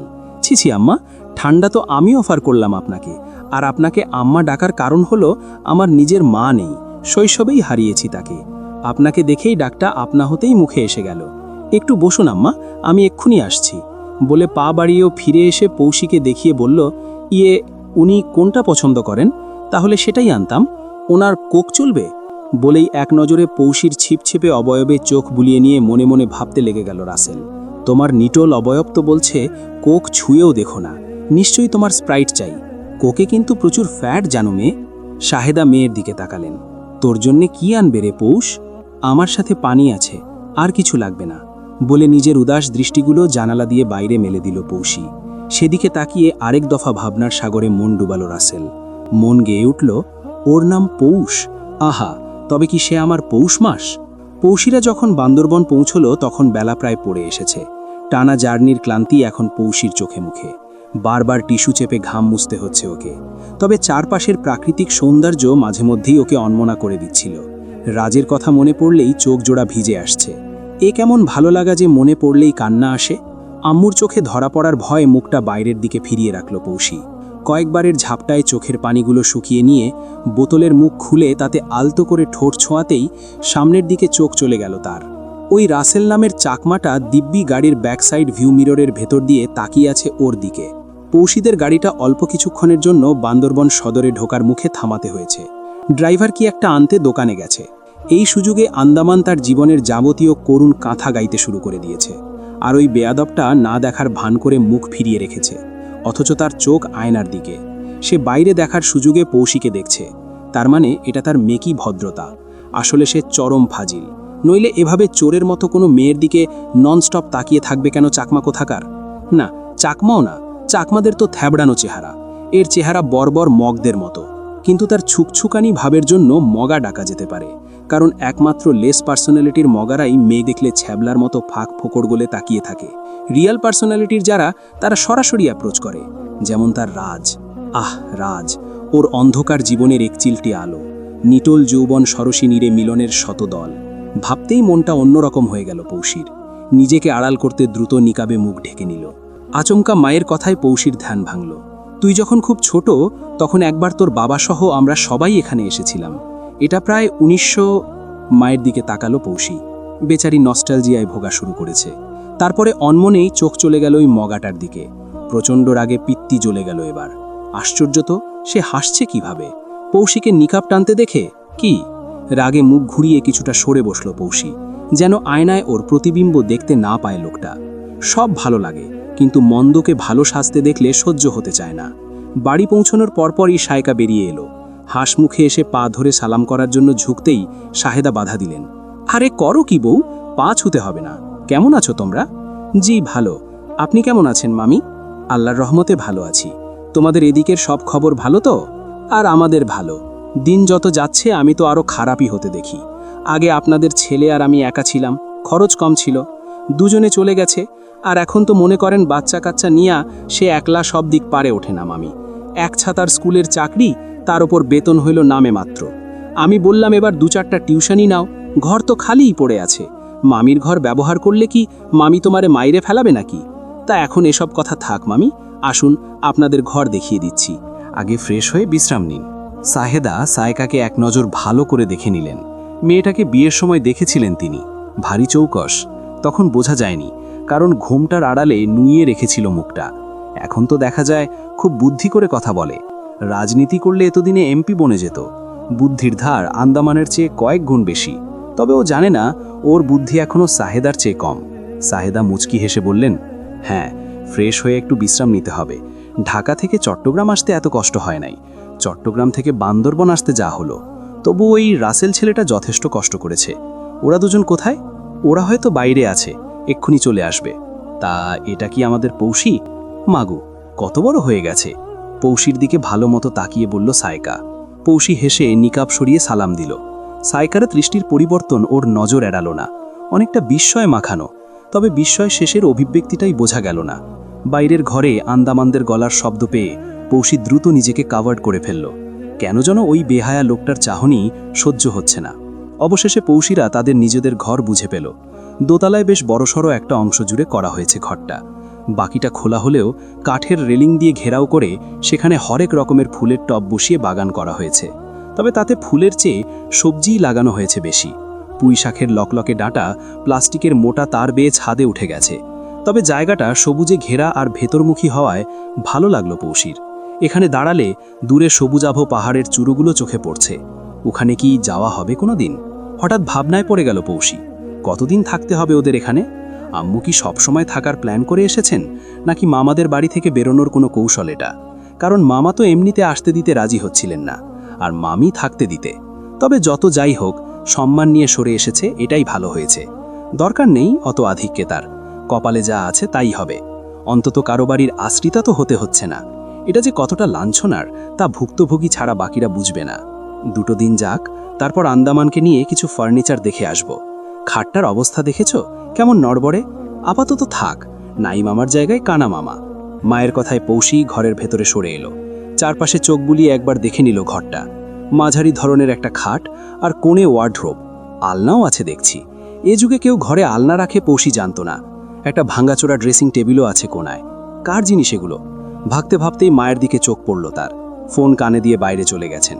বাইরে বলতে ঘরের সামনের লাগোয়া খোলা জায়গাটায়। বারান্দা বলা চলে, তবে বিলাসিতা করে লন বললে শুনতে আরও ভালো লাগবে। তাছাড়া বারান্দা কি এত চওড়া হয় নাকি? কে মা? পৌষী এবার হিজাব খুলে হাতে নিয়ে নিল। তোর মামা। কখন পৌঁছেছি জানতে চাইল। সাহেদা নিজেও এবার পোশাক বদলানোর চিন্তা করছেন। সে কারণেই হয়তো এদিক ওদিক তাকাচ্ছেন। আমার ব্যাগটা কই রে পৌষ? জামা কাপড়গুলো বের করতে হবে না? বলতে বলতেই রাসেল নামের লোকটার গলা পাওয়া গেল। সে আরেকজন লোককে নিয়ে হাজির, যার হাতে ওদের ঢাউস ব্যাগ দুটো। আম্মা, এই যে আপনাদের ব্যাগগুলো নিয়ে এসেছি। গলার স্বর কানে যাওয়া মাত্রই পৌষীর রীতিমতো ছিটকে সরে গেল। সে এইমাত্র চুল খুলে একেবারে ঘরোয়া হয়ে দাঁড়িয়েছে। আশ্চর্য, এমন মরকট কেন লোকটা? কারো ঘরে বুঝি এমনি এমনি ঢুকে যাওয়া যায়? কমন সেন্স বলে কি কিছু নাই? এ নাকি আবার স্কুল টিচার? নিজেকে দ্রুত ওড়নায় আবৃত করে নিয়ে যথাসম্ভব দেয়ালের সাথে সেটে দাঁড়ালো পৌষী।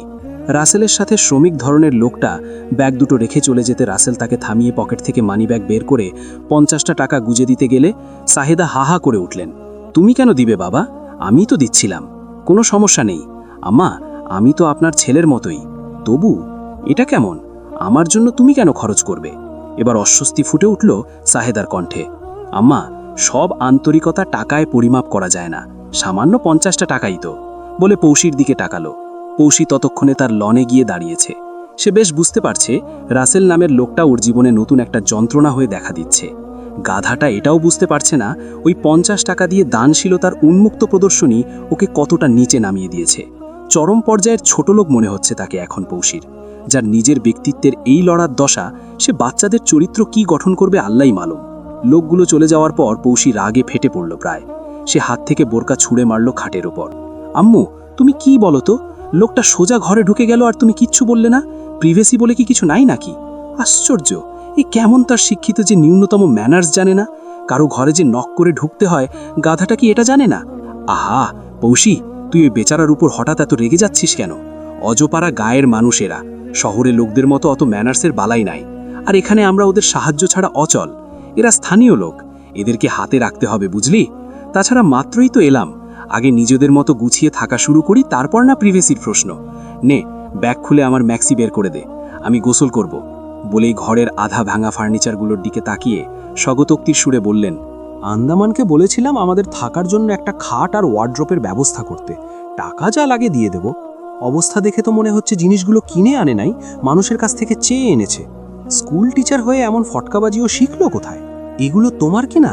পৌশির চেহারায় বিস্ময়। খাটের গোল মাথায় আলতো হাত রেখে বলল, যদি কিনে থাকে তাহলে নিশ্চয়ই আলীবর্দী খান নয়তো সিরাজউদ্দৌলার কাছ থেকে কিনেছে। Antique piece. ফাজলামি রেখে তাপর বের কর আমার।